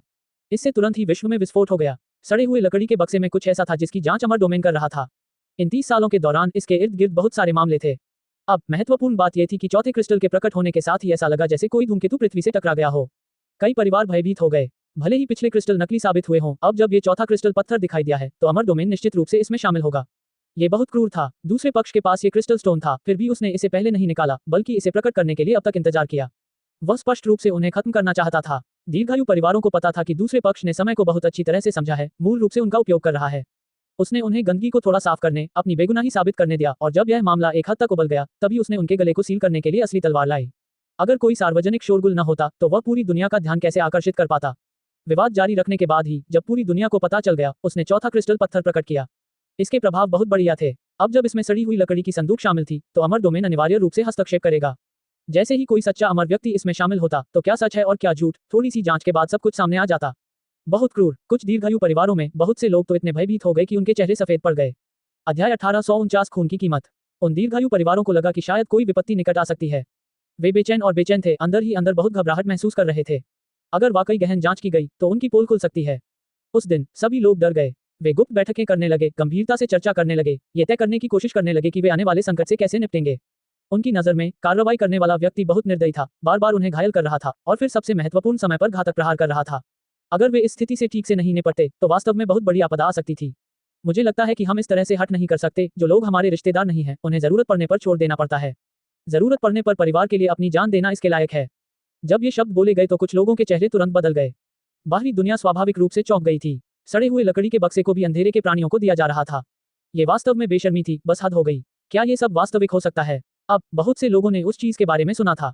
ये वही चीज थी जिसे शेहाव ने जान जोखिम में डालकर उजाड़ सीमा से वापस लाया था। अंत में सड़ा हुआ लकड़ी का संदूक अमर दाव परिवारों के हाथों में चला गया। कुछ कबीले मिलकर इसे नियंत्रित करते थे। हालांकि यह अचानक 30 साल पहले गायब हो गया। जब इसकी जांच की गई तो कोई नतीजा नहीं निकला और फिर इसे छिपा दिया गया। बाद में इम्मोर्टल डोमेन चौंक गया, लेकिन उन्होंने मामले को वैसे ही छोड़कर सुलझा लिया। कुछ अमर डोमेन विशेषज्ञों की नजर में लकड़ी का संदूक अभी भी वहां होना चाहिए था, लेकिन इसे सिर्फ एक खास कबीले ने छिपा रखा था। अमर डोमेन में प्रवेश करने के लिए वे इसे अंतिम सौदेबाजी चिप के रूप में इस्तेमाल करेंगे। अब इस प्रकार का घोटाला था। क्या ये बात सच है या झूठ? बाहरी दुनिया में कोई भी शांत नहीं हो सकता, उनके भीतर बड़ी लहरें उठ रही थी।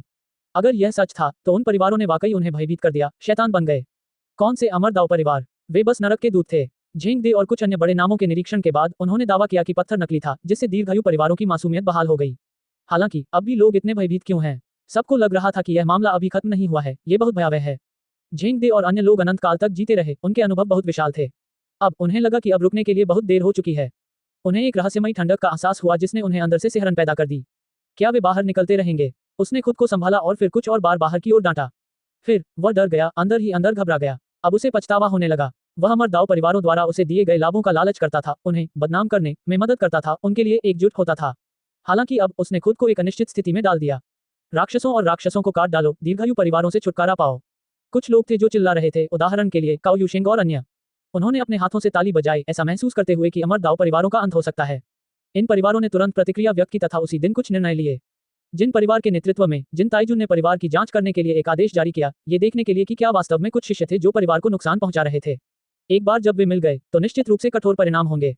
अंत में पवन कबीले के पुराने पूर्वज और भी निर्णायक थे, कबीले में एक जांच करने जा रहे थे। अगर कोई शिष्य अंधेरे के प्राणियों के साथ मिलीभगत करता था तो उन्हें बिना किसी अपवाद के मार दिया जाएगा। ... उनकी तत्काल प्रतिक्रियाएं वास्तव में धीमी नहीं थीं। अमर दाव परिवार अब डर गए थे। दूसरों को इस घोटाले को उजागर करने देने के बजाय उनके लिए बेहतर था कि वे खुद ही जांच करें, बाहरी दुनिया को स्पष्टीकरण दें। कुछ बड़े नाम ऐसे थे जो पछतावे में आ गए, उनके दिल धड़क रहे थे, पीठ ठंडी पड़ रही थी, वे और भी ज्यादा भयभीत महसूस कर रहे थे। उन्होंने इन परिवारों को गंदगी से निजात दिलाने में मदद करने के लिए अपनी चेतना को नजरअंदाज कर दिया, लेकिन अब वे खुद एक आपदा में फंस गए थे। अमर डोमेन ने प्रतिक्रिया की। ये बहुत तेज नहीं था, लेकिन धीमा भी नहीं था। वहां लोगों के कई समूह थे, सभी शक्तिशाली व्यक्ति जो कई दीर्घायु परिवारों की ओर भागे। दुनिया में कोलाहल मच गया। क्या वाकई इन कबीलों में कोई समस्या थी? बहुत से लोग घबरा गए थे। फिर बाहरी दुनिया तुरंत शांत हो गई। हर कोई चुपचाप देख रहा था, परिणाम का इंतजार कर रहा था। अब शेहाव ने कोई और कदम नहीं उठाया। वह जानता था कि उसने जो भविष्यवाणी की थी वह वर्तमान में घटित हो रही थी। अतीत की घटनाओं की अगर वे वास्तव में इसकी जांच करने जा रहे थे तो कुछ भी कैसे नहीं मिल सकता था।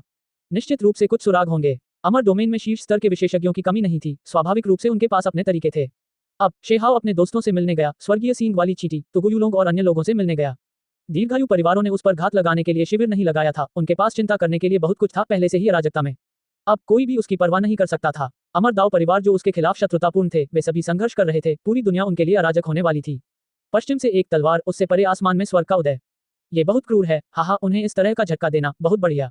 तुगु यूलोंग जोर से हंसा। आओ भाई हुआंग, एक गिलास पीते हैं, उन परिवारों के अंधेरे पक्ष के उजागर होने का इंतजार करते हैं। आज हम जी भरकर पीने जा रहे हैं। हाहा। जब उन्होंने शेहाव को देखा और यह जाना कि यह काम उसी ने किया है तो वे सभी उत्साहित हो गए। बाहरी दुनिया में सभी कबीले परिणाम का इंतजार कर रहे थे। वे सभी जानते थे कि बहुत बड़ी अराजकता होने वाली है। पहले से ही लंबे जीवन वाले परिवारों द्वारा दिए गए औचित्य का मतलब बड़ी समस्याएं हो सकती थी। ठीक इसी समय जिन परिवार की आंतरिक जांच पूरी हुई, जिसमें पता चला कि कुछ अयोग्य बच्चे थे जिन्होंने शायद वास्तव में कुछ ऐसा किया था जिससे उनके पूर्वजों को शर्मिंदगी उठानी पड़ी थी। ये पहला मामला था। ये खबर थी कि उन्होंने खुद को रिहा कर दिया, इस घोटाले को खत्म करने वाले पहले व्यक्ति बनने की कोशिश की, खुद को निष्क्रिय स्थिति में समाप्त होने से रोका जब अमर डोमेन वास्तव में चीजों की जांच कर रहा था। फिर पवन कबीले ने भी जानकारी दी। वे और भी दुखी हुए जब उन्हें पता चला कि कबीले में 3 शिष्य थे जो अंधकार के प्राणियों द्वारा भ्रष्ट हो गए थे, उनके साथ व्यवहार कर रहे थे। ये जिन परिवार से भी एक कदम आगे था, तूफान के एक कोने का अनावरण करते हुए, सीधे स्वीकार करते हुए कि उनके कबीले का अंधेरे के प्राणियों के साथ संबंध था, ये व्यक्त करते हुए कि उन्हें गंभीर रूप से दंडित किया जा रहा है। जिन्हें मरना चाहिए वे मरेंगे। दुनिया के लोग हैरान थे। ये दीर्घायु परिवार जो बहुत ऊपर थे, अविश्वसनीय रूप से दिव्य, 9 स्वर्गों की आधारशिला, वास्तव में परिपूर्ण नहीं थे। एक बड़ा तूफान आया। दुनिया के लोग चिल्लाने लगे। पिछले स्पष्टीकरणों के दौरान महान कुलों ने कुछ भी स्वीकार नहीं किया था, लेकिन अब ऐसा लग रहा था कि सब कुछ चीजों को छिपाने के लिए था, जिम्मेदारी लेने के लिए नहीं। छिपाने से मामला और भी बदतर हो गया। इन अमर दाव परिवारों के लिए यह एक बड़ा संकट था। दुनिया के लोगों का मानना था कि क्रिस्टल पत्थर के निशान शायद सच्चे थे। यह बहुत बड़ी बात थी। इस समय दीर्घायु परिवारों के बुरी तरह जल जाने के अलावा जानी मानी हस्तियां भी असहायता से भरी हुई घबरा रही थीं। कुछ समय पहले तक उनके शब्द अभी भी साहसिक थे, जिसमें उन्होंने कहा था कि वे न्याय का बचाव करते हैं, तथा क्रिस्टलों का उत्पादन करने वाले की निंदा करते हुए कहा था कि यह सब बदनामी है, ये घृणित है, तथा अमरदाव परिवारों का अपमान है। अब उन सभी के चेहरे पीले पड़ गए थे, उनके होंठ कांप रहे थे। वे बोल नहीं पा रहे थे, पूरी तरह से अवाक थे। वे सब ठग हैं। कितने पुण्यशाली और गौरवशाली पुराने महान नाम हैं। वे सब झूठ बोलने वाले पाखंडियों का एक समूह है। क्या इन लोगों को भी महान व्यक्ति माना जा सकता है? उन्होंने वास्तव में इस तरह का काम किया है। इसमें किस तरह की निस्वार्थता और निष्पक्षता की बात की जा सकती है? इस दुनिया में किस तरह का न्याय और निष्पक्षता है? ये लोग बहुत ही घृणित हैं। पलक झपकते ही बड़े नामों का समूह उपहास और आलोचना का लक्ष्य बन गया। ये खास तौर पर झेंग दे के लिए मामला था। वह एक महान गुणी व्यक्ति के रूप में जाना जाता था। उसका नेटवर्क बहुत बड़ा था। वह सभी अलग अलग कुलों के जाने माने लोगों के करीब था। हालांकि दीर्घायु परिवारों के लिए उसने जो उपकार किया, उसके परिणामस्वरूप बहुत दबाव आया। वह बस इतना जानता था कि दीर्घायु परिवार स्वच्छ नहीं थे, लेकिन चूंकि उसे शास्त्र और महान दाव कलाकृतियां प्राप्त हुई थी, इसलिए उसे स्वाभाविक रूप से उन्हें विपत्तियों से बचने में मदद करनी थी। उसने धार्मिकता के साथ बोलते हुए चिल्लाने की पूरी कोशिश की, कहा कि दिव्य क्रिस्टल की छापें जाली थी, कि यह पूरी तरह से बदनामी थी। अब तो दीर्घायु परिवार भी अपनी बात मानने लगे, व्यवस्था बनाए रखने लगे, जिससे उसका चेहरा पीला पड़ गया। फिर उसका रंग मौत जैसा सफेद हो गया। उसने अब तक जो प्रतिष्ठा बड़ी सावधानी से जमा की थी, वह सब हवा में उड़ गई। इसमें कोई संदेह नहीं कि तथाकथित महान पुण्यात्मा की उपाधि समाप्त हो चुकी थी। बहुत से लोग उससे घृणा करते थे। इस प्रकार के व्यक्ति का भी कोई भला नहीं होता था। वह ऐसे शर्मनाक काम करता था जिससे लोग घृणा करते थे। धिक्कार है झेंग दे, साधना रहित युग निकट आ रहा है, तो फिर तुम्हारा जीवन काल अभी तक समाप्त क्यों नहीं हुआ है? कुछ लोग क्रोध में गालियां बक रहे थे। अमरदाव परिवार लगातार जवाब देते रहे। जिन परिवार के जिन ताइजुन ने आदेश दिया, लगातार 13वीं पीढ़ी के 5 उत्तराधिकारियों को मार डाला। इसके अलावा अमर डोमेन से माफी भी मांगी। जिन ताइजुन के पुराने आंसू आसमान में उड़ गए, उन्होंने दावा किया कि बाद की पीढ़ियों के बच्चों को धोखा दिया गया है, इसीलिए उन्होंने इस प्रकार की शर्मनाक बात की। उन्होंने कहा कि वह कीमत चुकाने और सजा पाने के लिए तैयार हैं। इस बीच पवन वंश के पुराने पूर्वज ने अपने एक पोते और 9वीं पीढ़ी के 6 उत्तराधिकारियों को व्यक्तिगत रूप से मार डाला। ये उनके प्रत्यक्ष वंशज कहे जा सकते हैं। वंश में उनकी स्थिति काफी ऊंची थी। हालांकि इससे क्या हो सकता था? हर कोई मानता था कि वे अंधकार के प्राणियों द्वारा भ्रष्ट हो गए थे। इस तरह की व्याख्या अतीत में हुई चीजों को नहीं बदल सकती थी। कई लोगों को ऐसा महसूस हुआ कि इन दोनों कुलों का संभवतः अंत हो गया है। वान परिवार के बारे में उनकी क्या प्रतिक्रिया थी? तुगु यूलोंग उत्सुक था, क्योंकि उसे उनकी तरफ से किसी गतिविधि के बारे में नहीं पता था। काओ यूशिंग ने व्यंग्य करते हुए कहा, मुझे लगता है कि उन्हें भी नहीं पता कि क्या करना है। उनका अमर वांग एक पूरे महान युग के लिए महत्वाकांक्षी और निर्दयी बना हुआ है, फिर भी अंत में वह अभी भी अमर डोमेन में प्रवेश नहीं कर सकता है। उन्हें इस विचार से अभी खून की उल्टी हो रही होगी। चलो चलते हैं और देखते हैं, शेहाओ ने कहा। वह जानता था कि जब दूसरे लोग उसे निशाना बना रहे थे, तो वांग परिवार निश्चित रूप से लहर को आगे बढ़ा रहा था और लहरों में इजाफा कर रहा था। चूंकि वांग फैमिली ने अब भी कोई प्रतिक्रिया नहीं दिखाई, इसलिए उसने खुद अवसर तलाशने में कोई आपत्ति नहीं की। वांग परिवार अमर डोमेन से उत्पन्न एक प्राचीन विरासत थी। वे तुलना से परे शक्तिशाली थे। अराजकता शांत करने वाली कला ने 2 महान युगों के लिए दुनिया को चौंका दिया था। जमीन पर 10,000 से ज्यादा आध्यात्मिक पहाड़ शुभ ऊर्जा से भरे हुए थे, दिव्य चमक से लबालब भरे हुए थे, स्पष्ट रूप से खेती के लिए उपयुक्त एक शुद्ध भूमि। पर्वत चोटियों के बीच से ड्रैकोनिक चीखों की लहरें स्पष्ट रूप से सुनी जा सकती थीं। विशाल एवं भव्य पर्वतों के बीच से क्रूर ऊर्जा की मोटी धारियां घूमती हुई दिखाई दे रही थी। दृश्य अद्भुत था। वांग परिवार वाकई बहुत खास है। चारों ओर शुभ प्रकाश घूम रहा है। यह एक महान कार्य का शगुन है। काओ यूशिंग ने ठहाका लगाया। अचानक शेहाओ चौंक गया। उसकी दिव्य चेतना शक्तिशाली थी, असाधारण रूप से तीव्र। वह बहुत दूर से भी रोने की आवाज सुन सकता था, जिसमें बहुत दुख था। फिर वह करीब आ गया। क्षितिज में शून्य से धीरे धीरे लोगों की टोलियां आ रही थीं, जो लगातार मृतकों के लिए अनुष्ठान के पैसे चढ़ा रहे थे। ये लोग 5 बड़े सिंदूरी रंग के ताबूत लेकर आए। दुख की तीव्र सिसकियां आकाश तक गूंज उठीं। क्या हो रहा है? क्या ये वांग परिवार के लोग हैं? स्वर्गीय सींग वाली चींटी ने आश्चर्य व्यक्त किया। इसके तुरंत बाद उन्हें खबर मिली। वे तुरंत दंग रह गए। 5 महान सिंदूरी रंग के ताबूतों ने इस महान युग में वांग परिवार के 5 महत्वपूर्ण व्यक्तियों को दफनाया, क्रमशः वांग एर, वांग सेन, वांग सी, वांग लियू और वांग क्यूई। इन्हें किसने मारा? तुगु यूलोंग तुरंत चौंक गया। उसकी आंखें चौड़ी हो गईं, थोड़ा अविश्वास में। वांग परिवार ने तुरंत 5 ड्रैगन को मरवा दिया। काओ यूशिंग चौंक गया। क्या यह अमर वांग के दिल में छुरा घोंपने जैसा नहीं था? अपने ही बच्चों को मारना, ये किसने किया? इसके तुरंत बाद उन्हें निर्णायक जानकारी मिली। वे सभी हैरान, स्तब्ध और अविश्वास में थे। वांग परिवार के 5 ड्रैगन को अमर वांग ने व्यक्तिगत रूप से मार डाला था। वह वही था जिसने तलवार थामी थी। उनमें से प्रत्येक के लिए एक ब्लेड उनके शरीर और आत्मा को समाप्त कर दिया, बिना पूरे शव के मर गया। मुझे कौन बता सकता है कि क्या हो रहा है? क्या अमर वांग पागल हो गया है? ये वाकई हैरान कर देने वाला है। ये खबर इतनी चौंकाने वाली थी कि ऐसा लग रहा था कि यह सच नहीं है। इसके तुरंत बाद उन्हें पता चला कि जब पहला दिव्य क्रिस्टल दिखाई दिया तो पहले ही दिन जब अमर वांग ने इसके बारे में सुना तो उसने तुरंत अपने बच्चों को वश में कर लिया, उन्हें अमर डोमेन के विशेषज्ञों के सामने ले गया, उनसे वही पूछताछ की और फिर उन्हें काट डाला, प्रत्येक को एक ब्लेड। बस ये बात दुनिया के सामने नहीं आई। कई दिनों बाद अब जाकर वांग परिवार लाशें वापस लाया और यह खबर प्रकाश में आई। वह वास्तव में भयंकर है, शेहाव ने आह भरते हुए कहा। उसे एहसास हुआ कि अमर वांग उसकी कल्पना से भी ज्यादा डरावना था और ज्यादा दुर्जय था। जिन ताइजुन और पवन कबीले के पुराने पूर्वज गंदगी को साफ करने की पूरी कोशिश कर रहे थे। उन्होंने लोगों को बाहर बुलाया, हर बात का खंडन किया और फिर और भी ज्यादा आंसू बहाए, अपनी ही संतानों को मार डाला, लंबे समय तक करवटें बदलते रहे। हालांकि अमर वांग ने शुरू से ही अपने 5 बेटों को मार डाला था। जब उन्होंने दोनों की तुलना की तो वे वाकई हैरान रह गए। अमर वांग, ये व्यक्ति वास्तव में भयानक है। वह 17 या 18 साल के नौजवान की तरह सुंदर और अद्वितीय दिखता है, लेकिन जैसे ही वह कोई निर्णय लेता है, आसमान गिर जाता है और धरती फट जाती है, जिससे सचमुच कोई हिल जाता है। काओ यूशिंग ने प्रशंसा में आह भरी, थोड़ा हिल गया। 2 दिन बाद एक खबर जारी की गई। जिन परिवार और पवन कबीले को आदेश प्राप्त हुए, दोनों कबीलों को अमर क्षेत्र में प्रवेश करने का कोई अवसर नहीं है। आदेश में यह भी कहा गया कि 2 पुराने पूर्वजों को खुद ही काम करना होगा, अपने लोगों से शुरुआत करनी होगी। अंधेरे के जीवों के साथ मिलीभगत करने वाले सभी लोगों को बिना किसी अपवाद के मार दिया जाना चाहिए। अध्याय 1850 क्रमशः अपने अपने मार्ग पर अग्रसर। वे लोग दुख में चिल्ला रहे थे, रो रहे थे, उनकी आवाजें बादलों में गूंज रही थी जब वे शून्य से आ रहे थे। वहां 5 बड़े सिंदूरी रंग के ताबूत थे। 5 ड्रैगन के क्षत विक्षत शवों को ढोना बहुत ही दमघोंटू था, यहाँ तक कि उन्हें एक भी शव नहीं छोड़ना पड़ा, यहाँ तक कि ताबूतों में केवल खून का एक तालाब बचा था। किसने सोचा होगा कि गौरवशाली वान परिवार के 5 ड्रैगन जिन्होंने पूरी दुनिया को हिला दिया था, जिनकी दहाड़ 9 स्वर्गों और 10 पृथ्वियों में गूंज रही थी, वे इस तरह मर जाएंगे और वह भी अमर वान के हाथों। वहां लोग रो रहे थे, खून के आंसू बहा रहे थे। लेकिन वे क्या कर सकते थे? क्या वे बदला लेने जा रहे थे? इसका मतलब था अपने ही पूर्वजों के खिलाफ जाना। 5 ड्रैगन के वंशजों को हर तरह की भावनाएं महसूस हुई, उनकी भावनाएं खट्टी, कड़वी और जटिल थीं। वे वास्तव में इस हद तक गिर गए। हालांकि वे जानते थे कि वांग परिवार इस आपदा से बच गया है। पहले जो कारण एक जैसे थे, उनका अंत अलग अलग पार्टियों के लिए अलग अलग हुआ। ऐसी स्थिति में चीजों का पूर्वानुमान लगाना मुश्किल था। अमर डोमेन का फरमान आ गया। जिन परिवार, पवन कबीले और अन्य सभी में माहौल उदास और उदास था। वास्तव में ये परिणाम था, उन्हें ये खुद करना था, एक महान शुद्धिकरण करना था। इस बीच अमर वांग जिस वांग परिवार से थे, वह इन परिवारों में शामिल नहीं था। उस दिन जिन ताइजुन की उम्र 1 लाख साल लग गई थी, उसका पूरा बुरा चेहरा जुरीदार हो गया था, बर्फ जैसे सफेद बाल सूखकर हवा के साथ गिर रहे थे। वह एक ऐसे दीपक की तरह थी जिसका ईंधन खत्म हो गया था। उसके सामने एक आदमी का सिर उड़ गया, साथ ही एक धीमी दहाड़ भी सुनाई दी, साथ ही कबीले के भीतर से आतंक की चीखें भी सुनाई दी। जिन ताइजुन के सुन्ना हाथ ने एक लंबा ब्लेड लहराया। उस दिन उसने स्वयं कार्रवाई की और अपने कई वंशजों को मार डाला, जिनमें उसके अपने पोते, यहाँ तक कि उसकी अपनी बेटी भी शामिल थी। उसके वंश का लगभग पुनर्तः संहार कर दिया गया। अमर वांग ने खुद ऐसा किया, 5 बच्चों को मार डाला, जबकि उसे ऐसा करने के लिए मजबूर किया गया था। उसे अपने सभी लोगों को मारना पड़ा जो अंधेरे के प्राणियों के साथ व्यवहार करते थे। ये वास्तव में एक भयानक दृश्य था जिसे सहन करना बहुत मुश्किल था। इस वंश के लोग खत्म हो रहे थे। पवन वंश भी था। इस वंश के पुराने पूर्वज को भी अमर क्षेत्र से एक आदेश मिला था, जिसके तहत उसे उन सभी लोगों को मारने के लिए मजबूर किया गया था जो अंधकार के प्राणियों के साथ मिलीभगत रखते थे। इस तथाकथित बूढ़े पूर्वज ने कई सालों तक दाव हासिल किया था, लेकिन आज उसका दाव दिल टूट गया। ऐसा इसलिए हुआ क्योंकि उसके कुल 7 बेटे थे और वे सभी फांसी की सूची में थे। उसके पहले कई बच्चे थे, लेकिन उनमें से कुछ उससे पहले ही बुढ़ापे में मर गए, अन्य असमय मर गए। 7 बच्चे इस वंश में आकाश को छूने वाले विशाल वृक्ष की तरह थे, लेकिन अंत में वे सभी मारे गए। ये भयंकर हवा और मूसलाधार बारिश का दृश्य था, जिसने पूरे कृषि जगत को अपनी चपेट में ले लिया था। यह कोई अतिशयोक्ति नहीं थी, कई साधकों को कुछ महसूस हो रहा था। इन दिनों में आसमान से हल्की लाल रंग की बारिश होती थी। यह इस दुनिया में इतने सारे शक्तिशाली व्यक्तियों के मरने का परिणाम था, जिससे यह अनियमित दृश्य पैदा हुआ। 2 महान परिवार टूट गए, बहुत से लोग मारे गए। लोगों को इससे अमर क्षेत्र के विशेषज्ञों के आतंक का भी एहसास हुआ, जिन्होंने 2 कुलों के पुराने पूर्वजों को अपने ही वंशजों को मारने के लिए मजबूर किया, जिससे सीधे तौर पर 2 कुलों का पतन हो गया। हालांकि जिन ताइजुन और विंड कबीले के पुराने पूर्वज दोनों जीवित रहे, मारे नहीं गए। अमर डोमेन ने एक आदेश पारित किया, जिसमें कहा गया कि उन्हें अपने अपराधों के लिए योग्यता स्थापित करनी थी, कि उन्हें अंधेरे के प्राणियों का सामना करना था।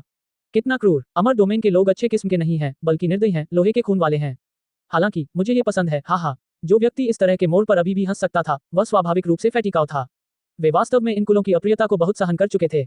आज 2 कुलों का लगभग पूरी तरह से सफाया हो गया, जिससे वे खुशी से झूम उठे, बेहद बेफिक्र महसूस कर रहे थे। दुनिया में उथल पुथल मच गई, विभिन्न कुलों के साधक अंदर से कांप रहे थे। वास्तव में इस प्रकार का मामला था। दीर्घायु परिवारों ने वास्तव में इस भूमि को धोखा दिया, अंधेरे के प्राणियों के साथ अपना भाग्य जोड़ना चाहते थे, इसके बजाय उन्हें मार डाला। अमर वांग जानता है कि मामलों से कैसे निपटना है, उसकी इच्छाशक्ति इस बात की तरह है, जबकि जिन ताइजुन के पास सजा के लायक दिल है, जो उसके खुद के पतन का कारण बनता है।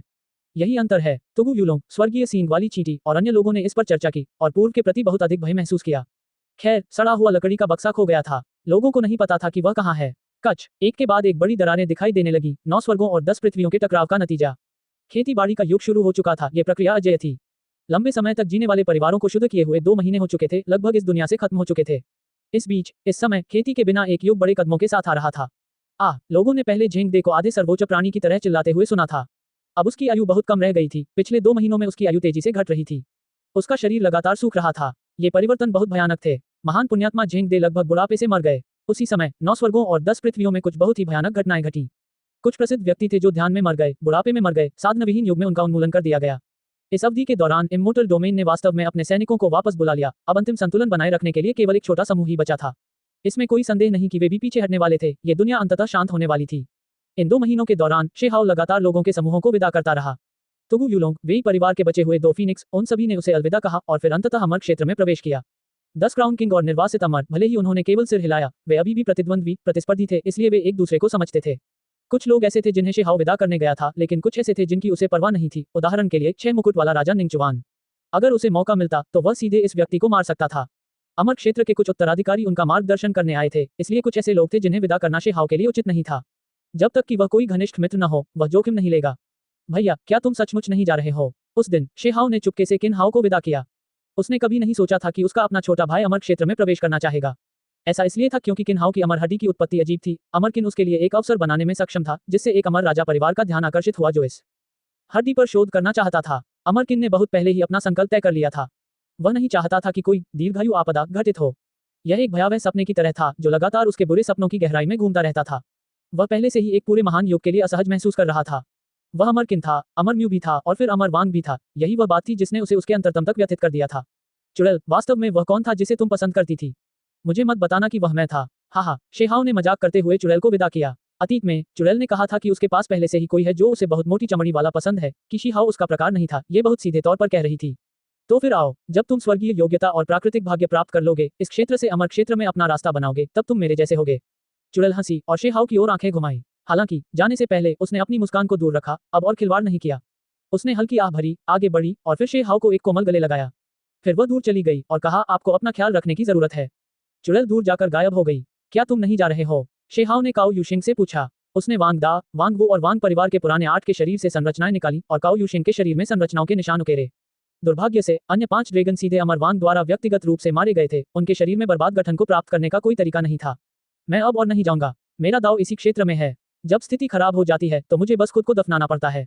लाखों करोड़ों सालों के बाद मैं एक बार फिर एक मजबूत और साहसी व्यक्ति बन जाऊंगा।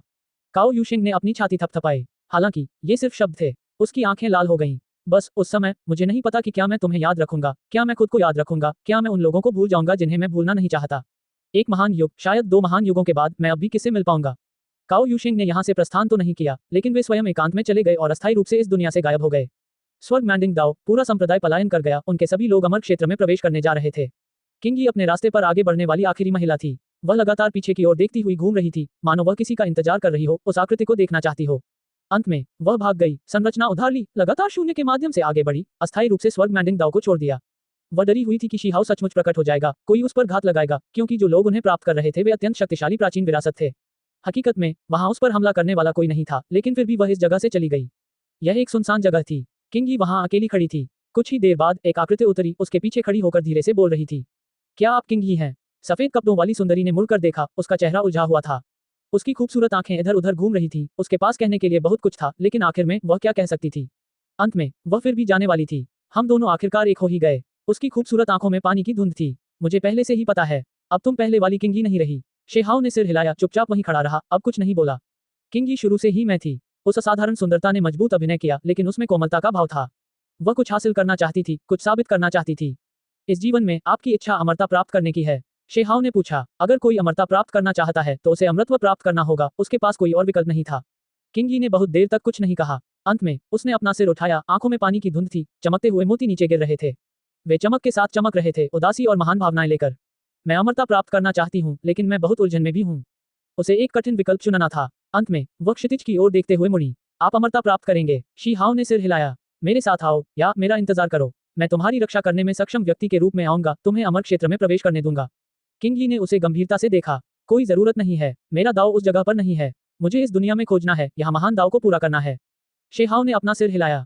क्या तुम्हें डर है कि मैं यह नहीं कर सकती? मैं निश्चित रूप से कर सकती हूँ। किंगी के चेहरे पर आंसू गिर पड़े। बस जाओ, भले ही यह इस खेती रहित युग की जगह हो, फिर भी मैं फंस नहीं पाऊंगा। खेती रहित युग वास्तविक नहीं हो सकता। शेहाओ की आवाज दृढ़ थी। किंगी ने बहुत देर तक कुछ नहीं कहा। वह जानती थी कि यह यथार्थवादी नहीं था। इस तरह से अलग होने के बाद यह संभवतः एक शाश्वत अलगाव था। वे शायद फिर कभी एक दूसरे को न देख पाएं। इस समय उसके चेहरे पर चमकती हुई मोती की मालाएं लगातार गिर रही थी। वह उस व्यक्ति को एकाग्र भाव से देख रही थी, मानो वह उसे अपने हृदय में उकेर लेना चाहती हो। एक के बाद एक महान युग बीत जाने के बाद भी वह उसे याद रखेगी, वह उसे कभी नहीं भूलेगी। मुझे उम्मीद है कि अमरता के मार्ग पर एक बार फिर से आपसे मुलाकात होगी, ताकि हम उस समय फिर से मिल सकें। मेरी कोई और इच्छा नहीं है, मैं केवल यही उम्मीद करती हूँ कि आप सहज रहें, ताकि हम लाखों सालों के बाद भी मिल सकें। किंग यी ने आंसू बहाए और फिर से सिकते हुए कहा। अंत में किंग यी गहरी भावनाओं और दुख को लेकर चली गई।